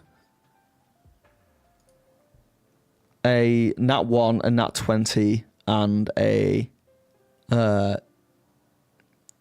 armor class 20 stuff. I thought I had more than that.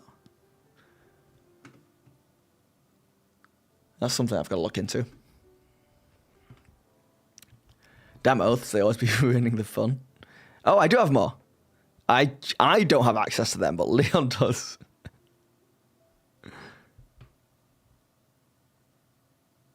Okay. The GG one is that's just a default one. Thank you, subscribers. Access to what? I can't use, like, the only emotes I have access to are the dragon, the 2 dice, and the AC20 in my chat. Which I can't be right, I just think I'm being a boomer. If I sub, I can get access. Emoji idea negative is charisma. Yeah. Charisma minus 10. Maybe a dent related emote. Maybe a melon with a dent in it.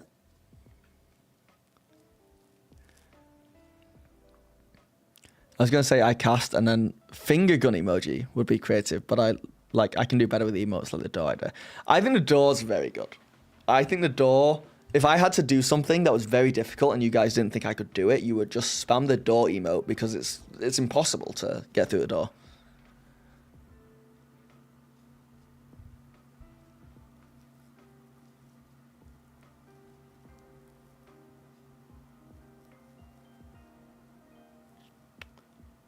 Yeah, does anyone else have TTTV?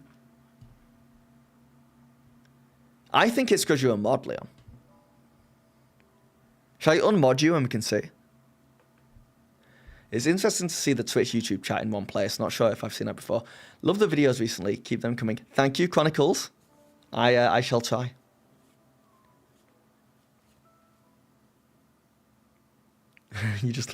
I welcome lurkers here. I welcome lurks. Just dig through the wall next to it. That is easier than opening a door.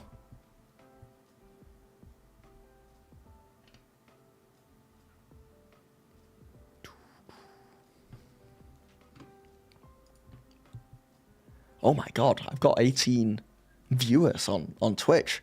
The people watching me on Twitch right now, can I ask ye a question? Oh wait. We've not. Hold on. Yeah. Yeah, everyone on Twitch, including Lurkus, though continues to lurk, no worries if not. But like, did you guys all find me because you saw my YouTube stream and then went to Twitch because of that? Or did you find me because of my Discord notification? Or did I just pop up on Twitch for you guys? Or did you get a notification on Twitch? Don't say yes, Rogue. Don't say no. I asked 4 questions. I don't know. I don't know what you're saying yes or no to.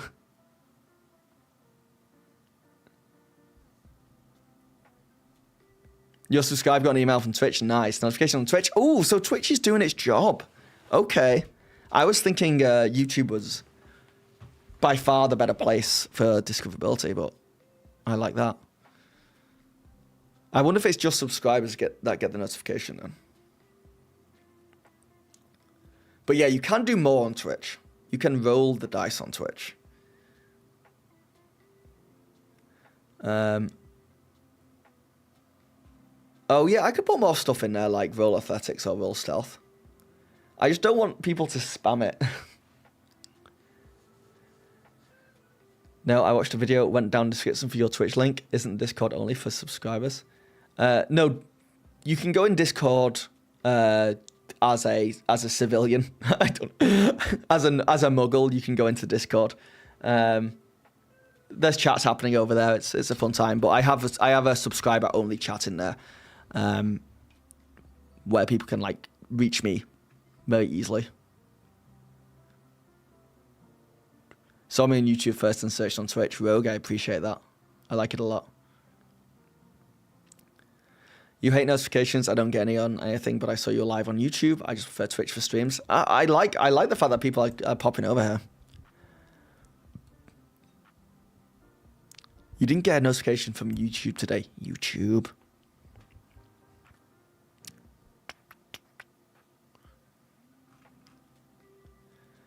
Saw a YouTube video a while ago on YouTube, then saw live on YouTube through recommendations, and then the link below your video brought me over. Oh, you went a long way round. I like that, though. Leon, thank you for the gifted subscription to Paddy Max.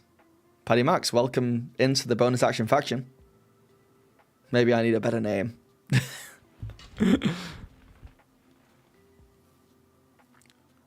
The Toronto D&D runner said this in an old message, so the mystery thickens. Most of our locations are giving us the space for free, and there is an expectation that you buy something. Do I want to open up this can of worms? I think this is above my station. Okay, chat. So, in Toronto, that is a organization called Toronto D&D that sets up games. Tell me if I'm wrong, Channel Bunnies. It sets up multiple games around the city. And the DMs volunteer to DM, and the players all pay to play. And the money,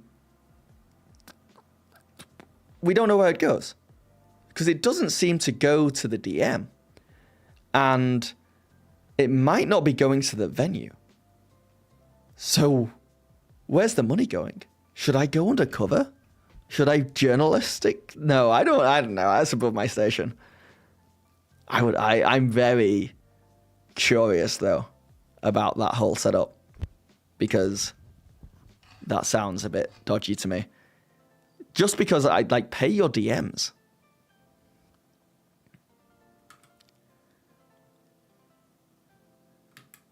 Usually 4 tables each session with 5 players. Be a journalist, go undercover, do it. Yeah, should I get like a GoPro and live stream me trying to find out where the money goes? Follow the money.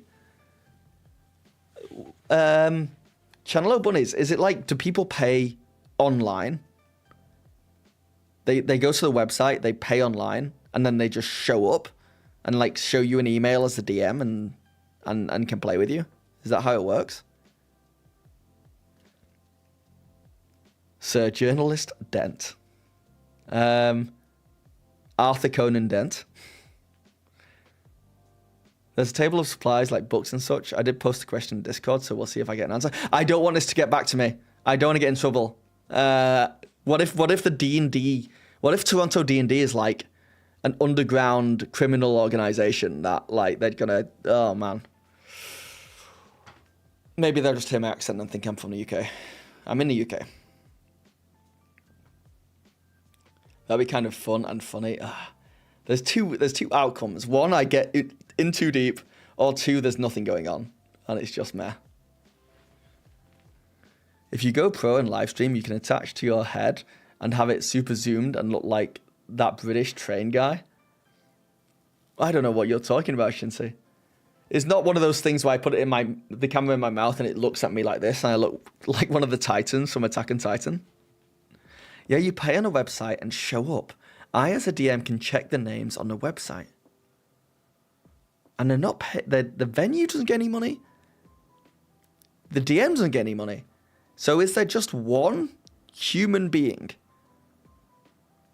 who runs the website and just takes all the money, but doesn't have to show up, doesn't have to DM, doesn't have to play? You didn't mention me, thank you. Civilian cover blown. The Pinkertons of Canada. It's a cult. I mean, it's interesting, right? It sounds weird. Oh, are you UK based? Hey, if Toronto D&D ask, yeah, I am. But if you're asking, Paddy, no, I'm not. I'm Canadian based, but I'm from the UK. Oh, what? Shinty, what? Hold on. Oh, you said, yeah. This is what I thought. Yeah. Miles an hour. Here we go. Waving. Oh. You're telling me. Oh, there's two. Oh, crossover. You think I should go to a D&D event and play D&D like this? That's it. Oh, quick, I've got to get round. I've got to get round to see it. This is beautiful 7-3. I wouldn't mind, but is this not a great camera shot for D&D? Because imagine like my dice tray is down here, so you can see my rolls. You see what I roll, you see my reaction. It's a no-brainer. Well, do I want the views or not? Well, I want the views. This is the way out. We should stop doing D&D rage bait, and every D&D tuber should just do their videos like this guy. I'll use it now. How is he? What's his setup? Now.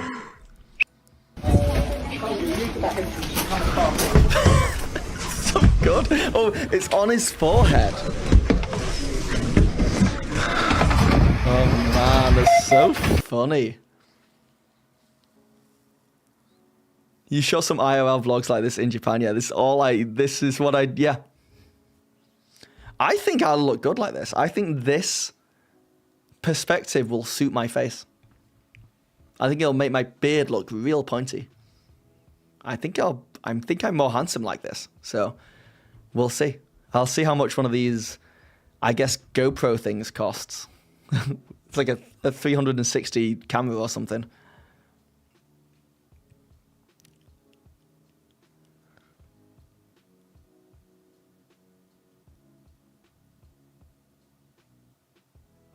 I don't know what you're talking about, guys. I don't follow football.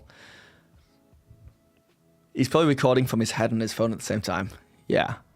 It's a 360 degree cam mounted on the forehead. Well, maybe I come up with my own unique thing and I attach the 360 cam to a dice as I roll it. It'll hide the dent. My dent will be very obvious. Like this. All you'll be able to see is dent. In fact, the camera doesn't have to be mounted to my forehead. It can just sit in the dent. I'd like to apply as your creative content director for your channel when you become a millionaire on YouTube. Sure. I'll take that, Shinty. Minimum wage, yeah? Yeah?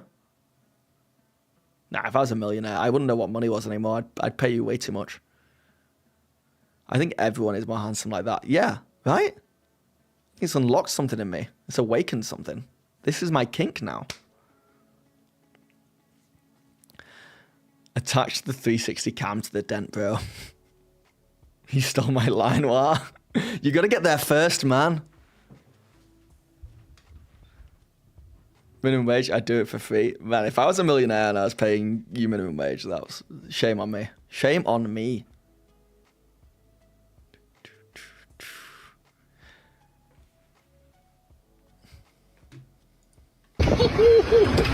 His little giggle is great. Oh, this isn't the guy, though.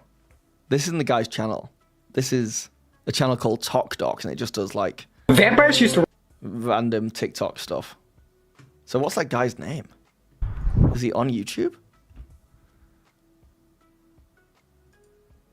Francis Bourgois.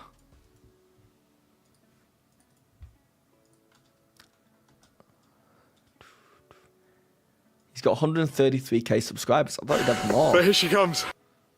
Okay, well, this is the setup. Oops. That's the setup. He can't see anything. How is he seeing anything?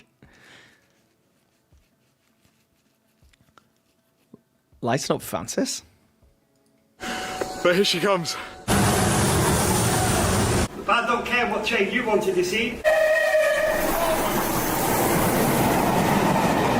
Amazing stuff. Stop of our mega day.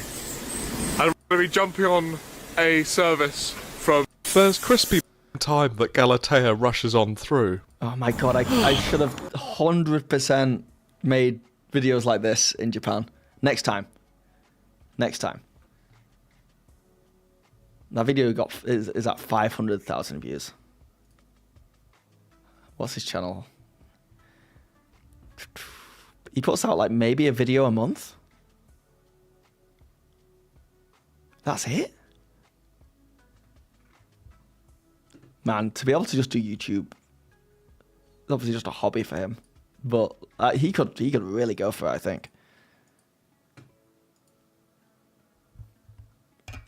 He's trained his eyes to look past it like a nose. Yeah, that always bang us. He's so happy, little golden retriever. This is the content to give D&D fans a break from the rage bait. This is the opportunity. I have had the idea. I would love to do this kind of like, or like more like a Ryan Trahan kind of vlogging, where I go around different cities or countries and just check out the TTRPG community. So Toronto would be a great one because I could go around like the local game stores, of which there's a few in Toronto, and I can also go and play at like, I could do a Toronto D&D game, or there's a few bars that have like D&D nights, and I could just go and do like all the D&D and TTRPG related stuff. There's some bars that you roll a D20 to see which shot you drink, stuff like that. I'd love to do that around Canada, you know? I think that'd be really fun. A lot of work though.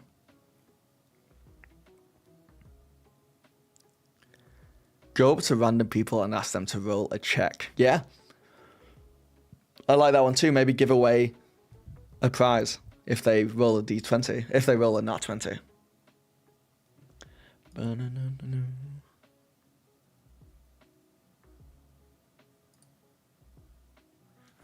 2 seconds. I'm just going to grab some more water. Don't go anywhere. Don't touch anything. Mods, you're in charge. Respect the mods.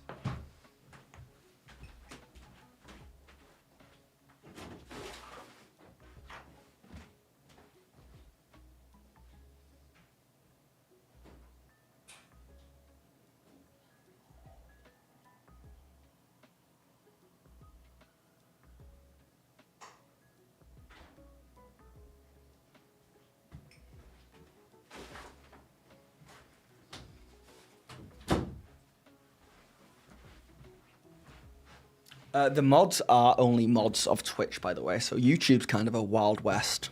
You can kind of get away with anything over there. But don't. Be good. Why is Danny saying he touched my anal beads?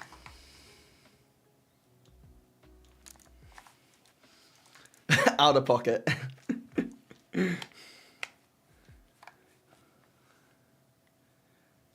Leon, can you time people out? I'm just asking a question.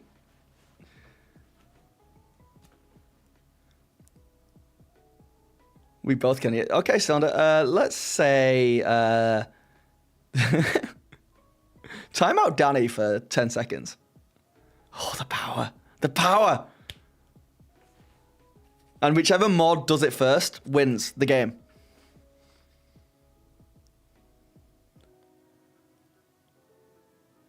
"36 messages were deleted by moderator.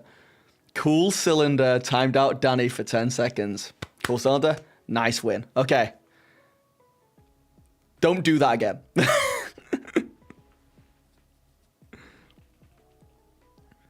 Danny, go to YouTube. We can't stop you there. I am powerless on YouTube. I mean, I can. I can time people out on YouTube, but I'm too lazy to, so... Yeah. You guys have a lot of power. Leon and Cylinder, a lot of power. So, use it wisely. But I trust you guys. Oh, Danny's on YouTube now. Talking about my anal beads.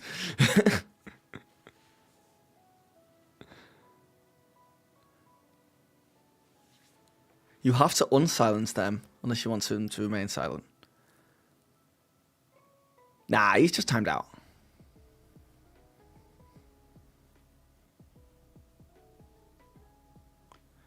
Blindly following orders, are we?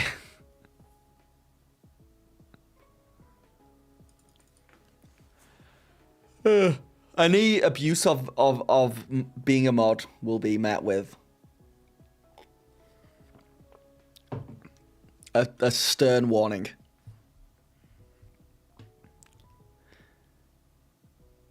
Yeah, just 10 seconds. I wouldn't get rid of you, Danny. You're too important. You're the wild card of the crew. The glue that holds us all together. We'll see how I do tonight, because I'm flagging now, and like I said, I was up at 3, just from jet lag. At like 3 a.m., I was just wide awake and thinking about the stream, and I was like, should I stream now? And then I really had to be like, no one's gonna watch at 3 a.m. So it's been a long day. I've just been waiting to go live.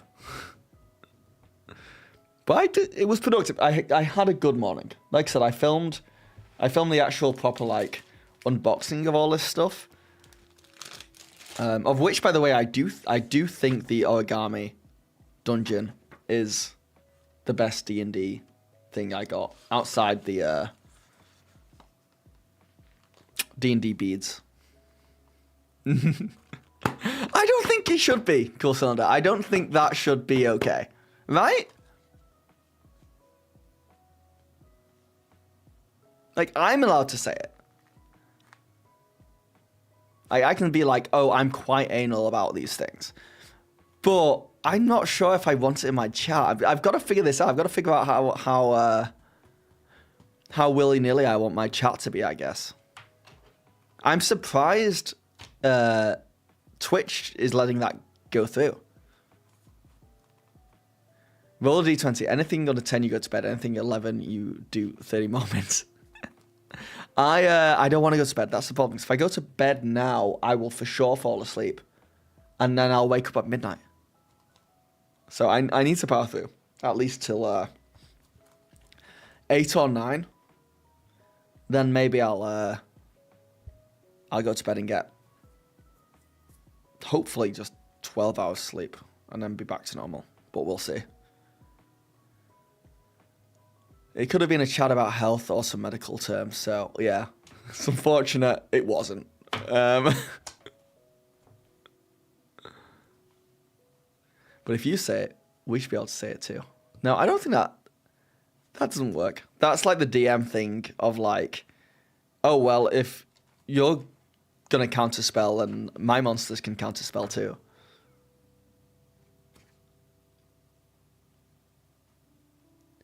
I was confused, but time zones. Yes. Yes. What time is it where you are, don't do? It is, yeah, like it's like 5 o'clock here.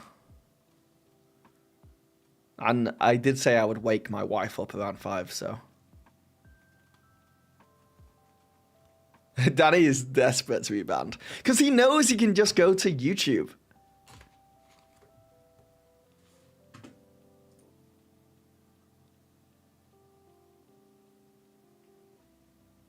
They have a safe haven in YouTube. So they can just push the limits on Twitch. Oh, it's 9:46 there. Oof. Can people be banned here permanently? I can ban people on YouTube permanently. I have the power.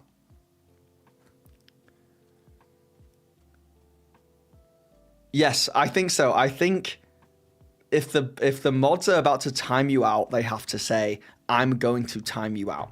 And then if you quickly type counterspell, the mod gets timed out. I think that's fair. I think that's like, I think that's a good idea. Looks like I need to mod you there as well. Hold on. I gotta learn how to do that on YouTube, to be honest. But I still need to get mods on my Discord as well.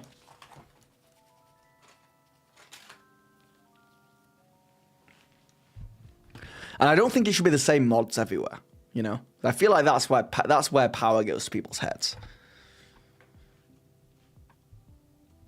I'd be a Discord mod if you... Well, Cylinder, would you rather be Twitch or Discord? Counterspell. Exclamation mark counterspell should be a thing. I just don't know what it would do.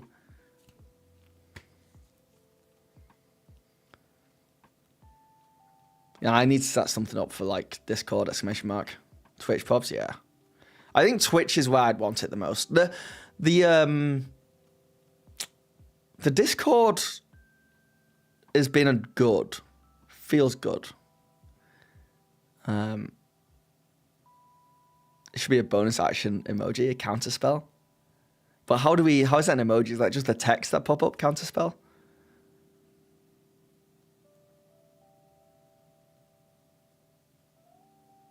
I'd have to think about it. When I get to... How many subs do I have? I have 35 subs right now on Twitch. That's including like the free Twitch Prime. When I get to 50 subs, I'll commission some new emotes with an artist on Fiverr, and I'll make sure Counterspell's one of them.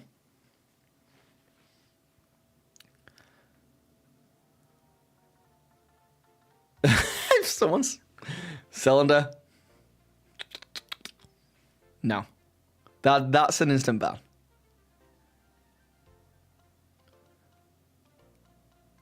Maybe you can put the chat into emote mode.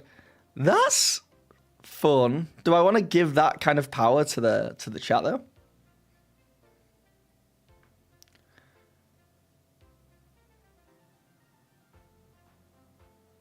Okay, so Cool Cylinder can make it emote only. Okay.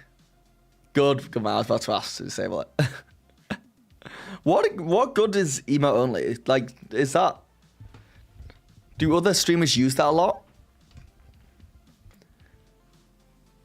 If like chat's becoming too much, it just goes into emote only. We're back to normal, baby. That's a fun, like, real soft... Like, if you could just put one individual chatter into emote only, like, if they're saying things and you're like, that's... Warning one is you get stuck in emote only chat. Ah, right, okay. Good to know, Cylinder. It's used just to calm people down. Yeah, it kind of is like timing out everyone in chat for a little bit without actually timing them out.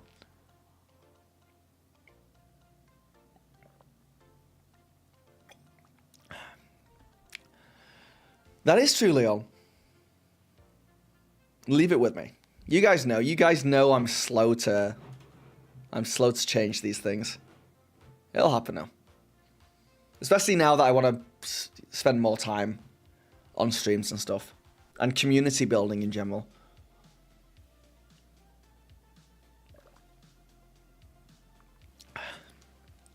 Emo only, like one area of effect silence spell. Avira, thank you for the follow. How's it going? Counter spell needs to be the first next message on screen to be valid, and it gives the user 1 full minute to make their case on why they should not be banned. Interesting. Yeah, I like that. It holds a little court, a little council. Dropped out for a sec because I thought I was teaching trumpet lessons, but all my students cancelled last minute. Oh no, Sam. Well, welcome back. Thanks, I swear I'm not trying to toot my own horn. You just want all the power. You just want to be a mod everywhere. And then you're going to slowly phase me out. And it's going to be you on stream. I know the play. I know the play. You'll be the one with the dent.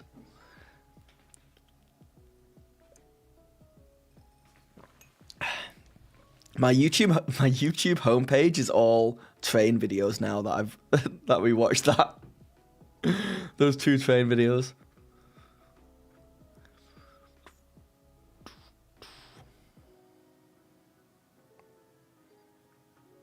Oh man, I'm so bummed I wasn't in the Ludwig video. But fair enough. That was going to be my in. I'd be like, I'd message him being like, hey, I was in that video of yours. And he'd be like, you want to come on my Ludwig stream? And I'd be like, yeah, sure. And then I would have tens of thousands of viewers. I had a whole plan in my head. I just watched your videos to provide some references to a friend of mine who wants to start DMing. Thought I'd come and say hi. Well, thank you. And hi.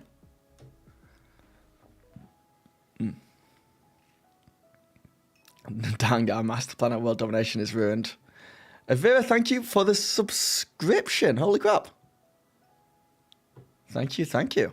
1 step closer to new emotes. Just need 15 more subscriptions.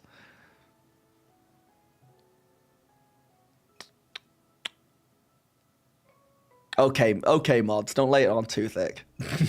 No, I appreciate it. Keep doing what you're doing. Ignore me.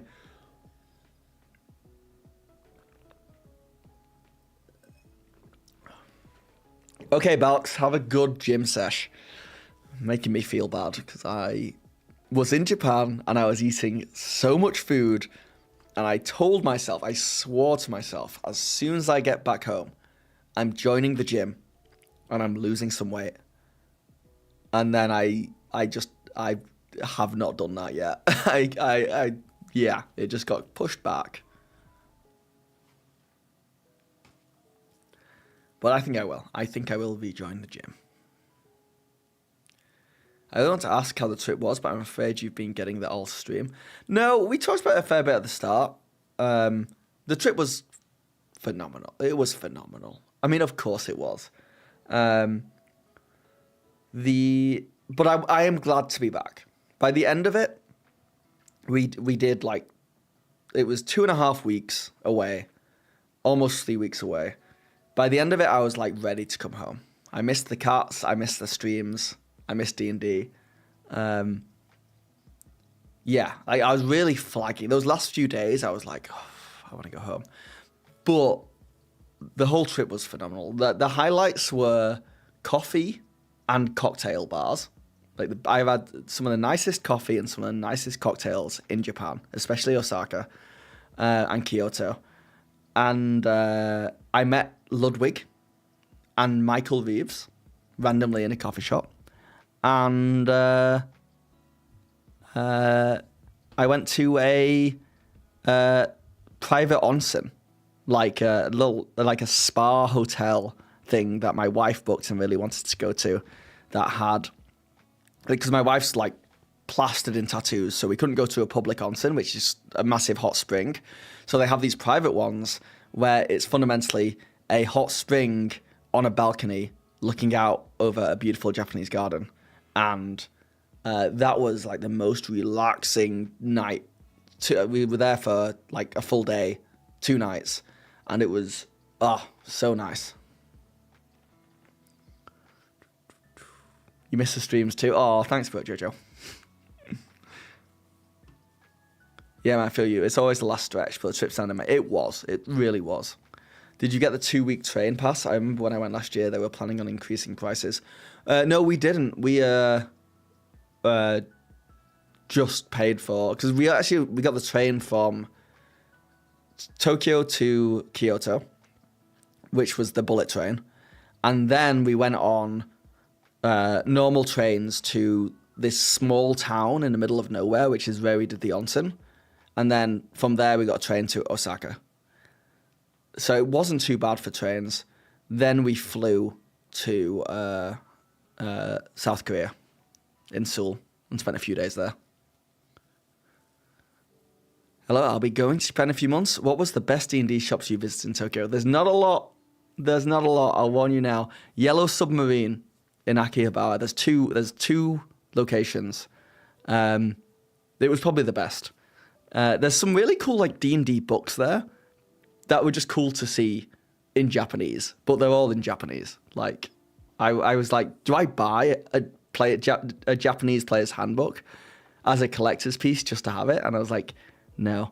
Oh, the other thing was they didn't have any of the new D&D stuff. It was like the old player's handbook, the old Dungeon Master's Guide, and the old Monster Manual. I didn't see any of the new editions yet.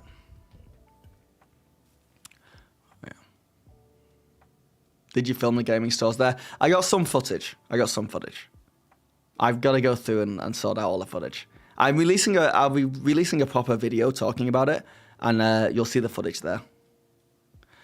Yeah, tattoos are a big taboo in Japan because they're heavily tied to the Yakuza. Yeah. Also, no one wears sunglasses. There's like, no one wears sunglasses, and that's because of the Yakuza as well. I think. I'm no expert, but I think that's what someone told me. So many hot spring places where the tattoos will be visible do not allow them. Yeah. Yeah, and they're fine with you, like, covering up, but my wife is like, she got too many. So. Okay, Channel O Bunnies, I'm looking forward to that. Yeah, I've heard of people wearing these stick-on patches that kind of hide them, and you can get in onsen that way, but I've never personally tried. Yeah, I mean, the private onsen we did was, like, better. Because I didn't want to share with other people anyway. So it was nice just to get a private one for me and my wife. What is your expectation of me as a mod? Both mods, I would just expect you to step in when someone is being very obviously bad. And if you're unsure, just ask me. Very simple. But no need to do anything else. No need, like, whatever you feel comfortable doing. And if you don't want to be a mod anymore, let me know and that's fine. Like, I don't want it to feel like a responsibility for you. Like, if you can't make streams or, you know, can't do whatever, like, don't worry about it. It's fine. Don't feel any pressure, please. You be covering half your body too, yeah.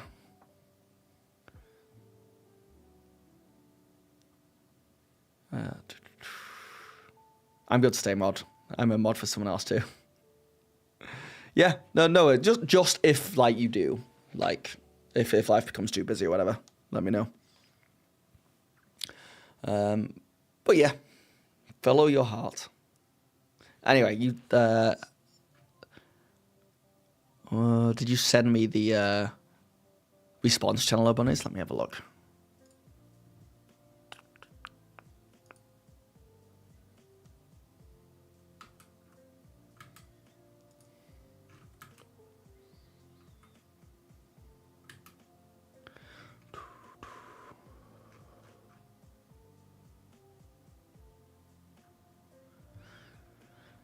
But yeah, the whole Toronto D&D thing, it must all be above board because it seems like a big thing. Like if it was dodgy, I feel like it would have been called out by now. It's my 2 cents anyway.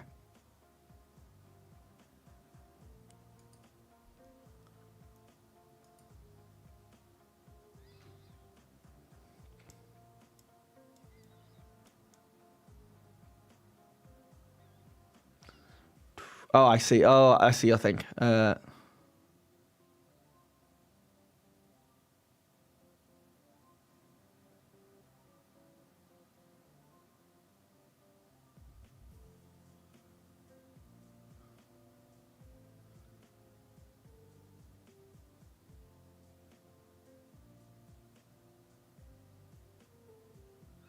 Okay. Okay. So it's saying it's all above board, that the money goes to just running the thing. But did you say that they charge like $15 a person for a game?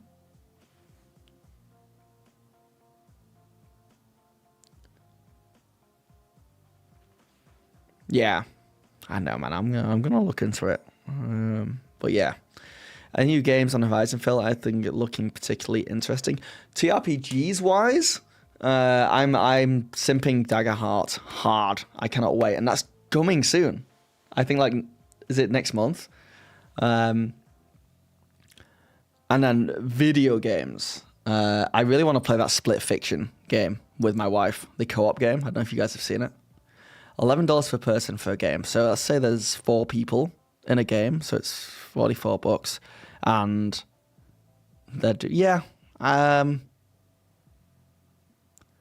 I just don't like. They should just pay their DMs.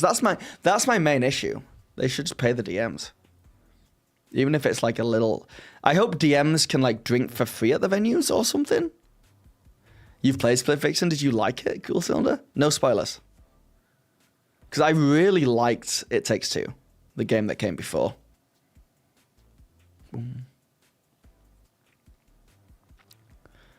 Yeah, It Takes Two is phenomenal. And I've heard Split Fiction isn't as good, but it's still good. So I'm like, I'm down. I'm down for it.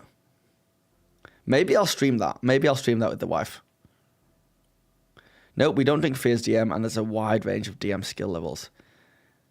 Yeah, it's a lot of work for a DM. Because they're doing prep time beforehand, they're DMing during it. They just feel like, I don't know. I feel like they should get paid. But I'm sure if the system works, it's all good.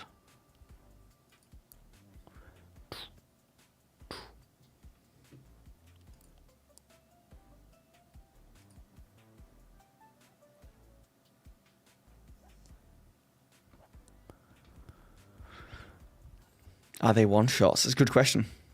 I presume they are.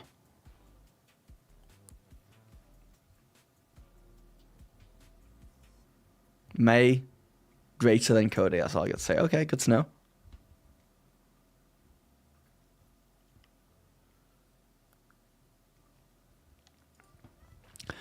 Oh, are the players from your campaign finale up for continuing this story? We've put the feelings out. I feel like one of them is not. One of them, so we've had to shift days, and one of them is like got a busy schedule, so they asking if they can just come in for like to be like a guest player occasionally, which I knew would happen.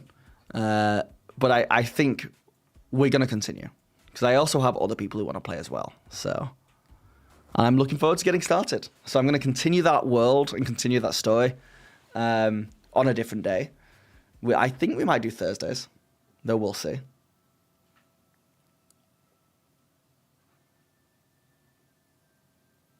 They're one-shots, yeah.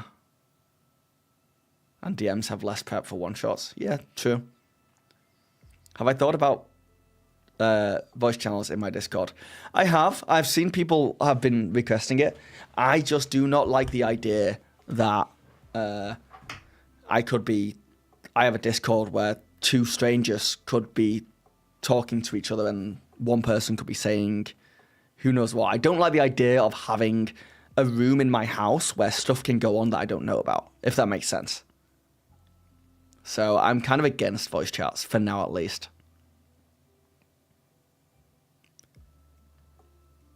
Mostly because, like, if there's 2 people in chat who really want to talk to each other, they can just, like, call each other on Discord. So.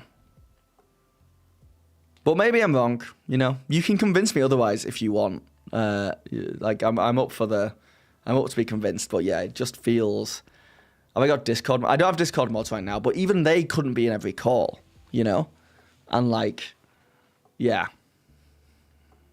yeah, I don't know. I just don't like the idea of facilitating a space where anything could happen. I could make you both. I'll look into it. But even then, I don't know about voice chats. I'm sure that's a smart move, to be honest. Yeah.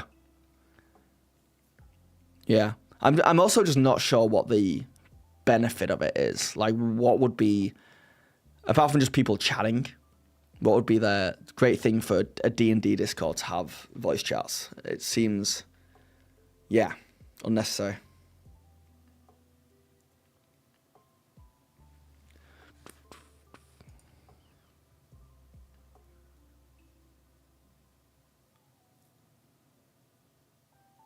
We can talk to people in the community. You can type to people in the community in a public place. You know, it really is just the idea that, like, I don't want people talking to, like, younger people. We have younger people in the community. I don't want. I don't know. I just don't like the idea of, like,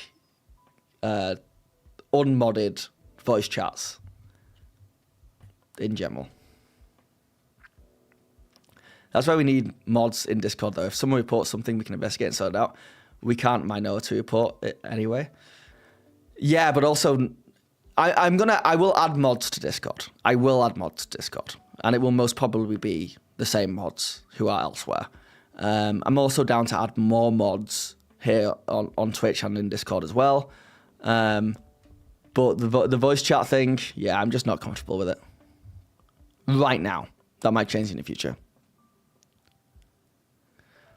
I've seen D&D Discords where they play their D&D game voice chat and people are welcome to listen in. Yeah, it sounds fun, but unnecessary.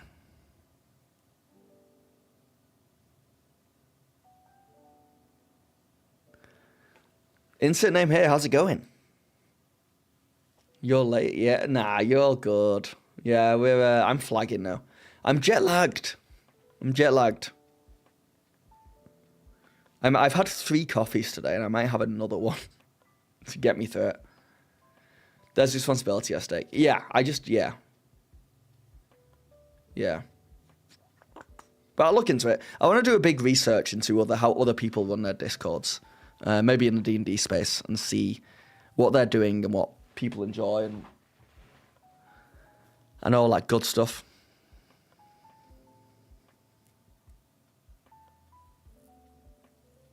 Gonna name me Beads for today. You won't know why. Of all the words you could have chosen from today, Beads is the better one.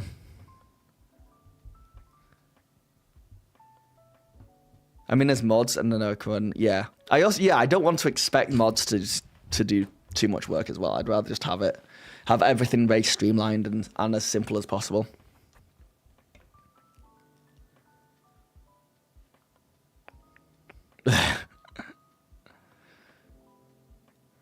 Oh, you saying insert, you're going to name him. I thought you meant me. I thought you were saying you were going to name me Beads. Forget it.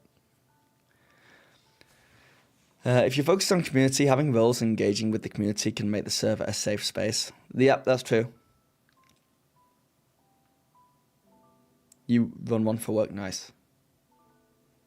Maybe you can message Colby from D4. I know his Discord has VCs, so if you want to do research in the future, that could be a good starting point. Yeah, maybe. I might take a look at that. It really... Yeah, we'll see. It just seems like the simplest answer and solution is not to have them. So... But it's kind of on me to kind of figure out exactly what I want from my Discord as well, in general. Like, I've got to figure that out.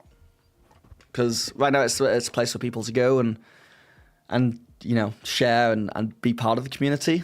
But if I wanted it to be a place where people want to play D&D in voice chats, that's like a different thing. And I don't know. Okay, I can do before I finish the stream, I'll do a quick rundown of the D&D gear. Hold on, let me turn this camera back on. This music is making me even more tired. Oof.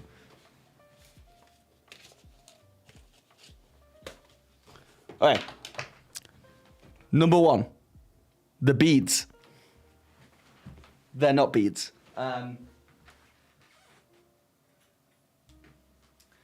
Best thing I got is this. This was found in a traditional D&D gift shop, and it is to be used with D&D, with Japanese formal attire that is kind of like a kimono. I can't remember the exact name of it, but it wraps around the body and this attaches to keep it together. It's so random that it was being sold in this shop. They're kind of like cufflinks in a weird way, but they're super cool. I really like them. I have no use for them, but they're decoration now.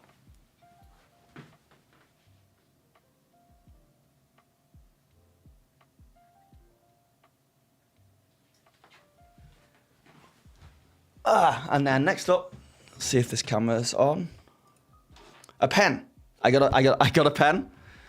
It's one of those erasable pens that apparently exist here, and I'm an idiot. But Japan makes them better than anywhere else. Ink comes out of this side, and this eraser will rub the ink off, which is phenomenal for character sheets. I got this. We've got little tokens here. We got stickers that you can stick on the tokens. There's 2 pages of stickers for different things. You can put them on the tokens. You can use them as minis. You can use them as markers on maps. And speaking of maps, I got Dungeon Origami. 45 pages of dungeons that you can build out in the moment for when you need them. Look at that. Beautiful. So you can just kind of throw them out.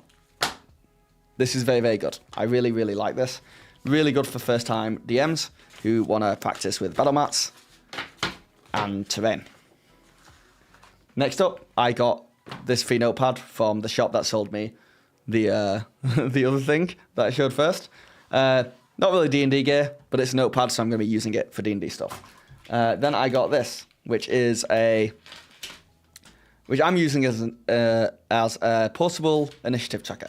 You write down the names of the players and the monsters, and when they go, you just go boom, boom, boom. You can keep track of them, and you can rub them out using that pen that I have, no issue, and write new names on there. It's great stuff. Then I bought all these dice. The standouts of all these dice are these actually Japanese characters on there. So really good if you want to learn how to count to 20 in Japanese. And this one, which is a D12 with a smaller D12 inside it, so that when you roll it, it rolls 2 D12s. So I can see here, I got a 12 and a 1, which is just fantastic. Really good for Daggerheart, the game, where whenever you need to roll to see if you succeed or not, you roll 2 D12s. And yeah, it's just all in one go. That is everything. This was part of this. Yeah, that was my haul. So that was the speed run. Hope you enjoyed.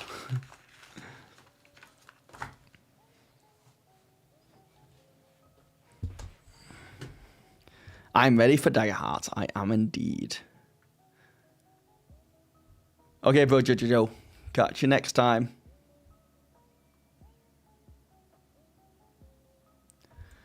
Damn, you need the tokens. The tokens are cool. It looks like the stickers come off and on, so you can just reuse them. I don't know how long they'll last, though. But, like, the origami and these tokens... I think these tokens were like $6 Canadian, and the origami was like $8 Canadian. So it's like cheap, or I think that's cheap anyway. So not too bad at all.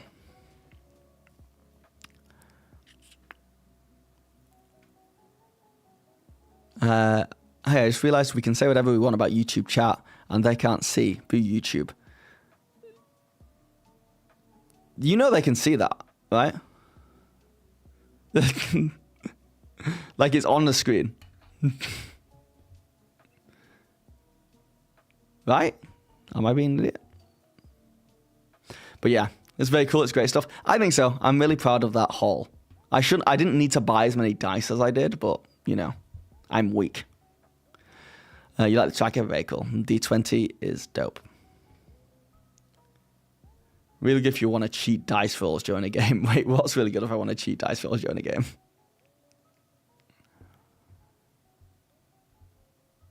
Was that advantage or disadvantage D12 roll? Yeah, it can be either. You just say the smaller one is... sorry. For Dagger Heart, you just choose which one is like the hope or fear dice. So wait, YouTube couldn't see chat for a second? Hey man, found you through a recommended video because I'm a noob DM learning through YouTube. Assuming you have an IRL group, do I ever stream my sessions? Would love to check them out. No, I have never streamed a session. It's something I'm like very curious about and tempted by. But would be also very nervous because what if you guys hate my DM style? What if I'm a bad DM? What if I just have really bad like camera presence, you know? But I want to do it. I want to work up the confidence to do it. I'm working on it. Because I'd love to. Especially like I would love to do one like where I teach D&D. Teaching DMing. I think that would be a really fun and interesting way to stream an actual play.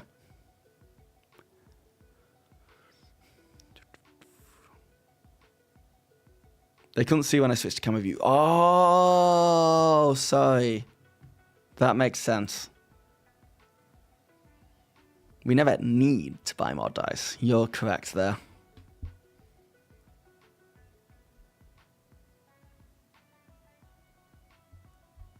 Japanese D20, no one can tell the number anyway. I get you. I get you. Sorry, I'm real slow right now. I'm feeling that jet lag tiredness.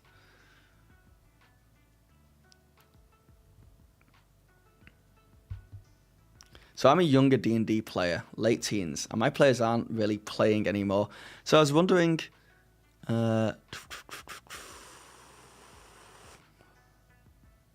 sorry, my chat just jumped down.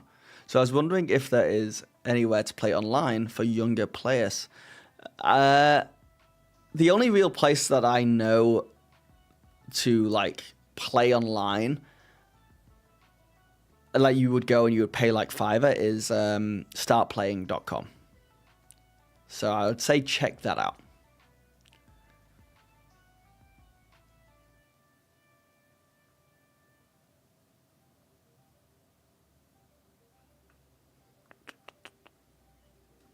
But yes, also, yeah, you talk about playing online, right? But yeah, if you want to play offline as well, yeah, check out local game stores and do all that good stuff. Danny rolled a 4. Oof. Just do it for fun at first. I think the fear only comes when you think you have to perform for an audience, but I think it would be fun just to watch your group play. Yeah. It would be getting out of my own mindset of wanting to impress you guys, because I would want to impress you guys. I'd enjoy putting on like a high production show for you guys as well. But you're right. I think there's a middle ground where like I just need to get like halfway there and just do it.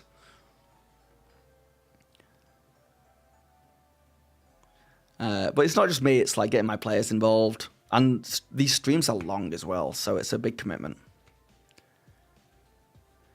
Yeah, it seems like your chat overlay isn't on all your OBS scenes. Yes, it's not on that camera on right now because I didn't want it getting in the way of showing off the dice.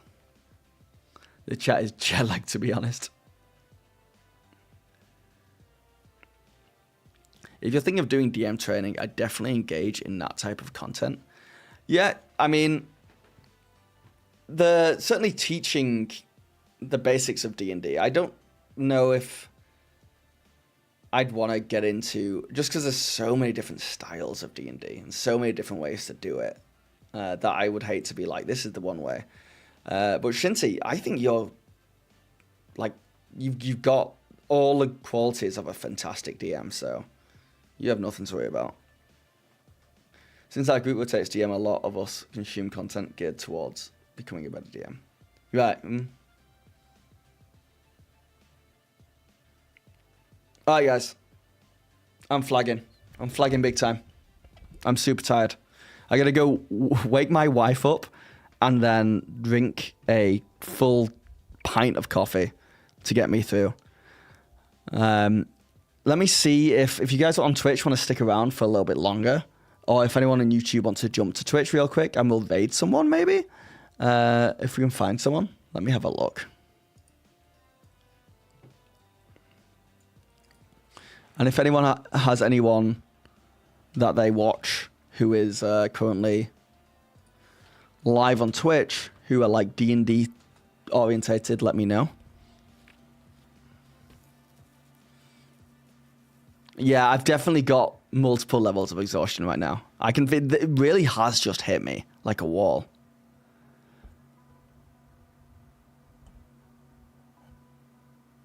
Hey, thank you, Lemus.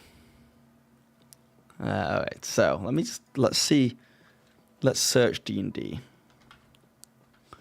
Dungeons and Dragons. Is anyone just chatting about Dungeons and Dragons? Because I don't want to raid a live stream because they're like busy. Oh my god. I'm so sorry, guys. That's not English.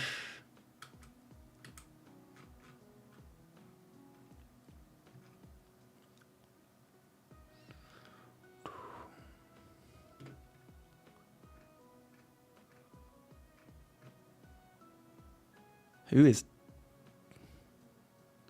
Trisha Hirschberg? Is that a D&D person? Let's have a look.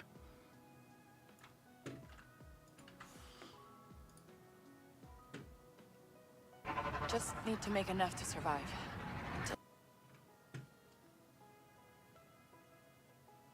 Oh, IGN Disney Smosh person. Interesting.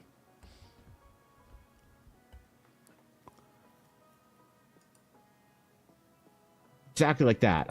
Here, let's slam Evan Blair Art. All right, guys, I'm gonna raid you out. It's been a pleasure, as it always is. I will probably be on tomorrow. If you know what, I will be on tomorrow. Screw it. I'll be on tomorrow. We're gonna be looking at the best dice, the prettiest dice I've ever seen. Do you guys want actually a sneak peek?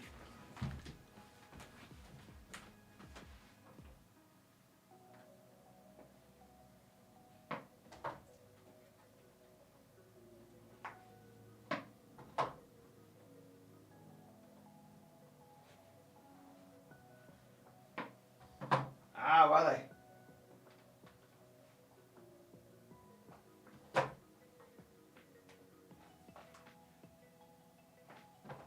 It was the last one I looked in. Alright, so this is the sneak peek.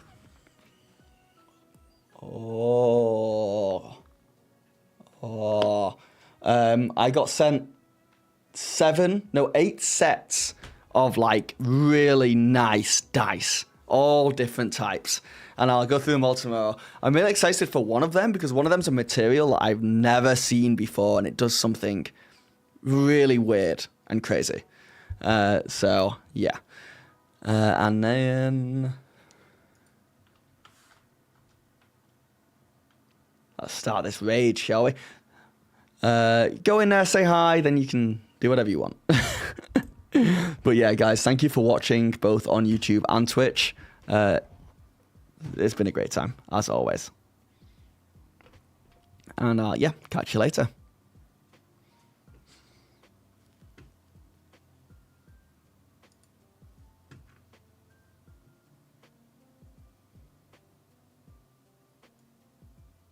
Oh, best way to support me monetarily?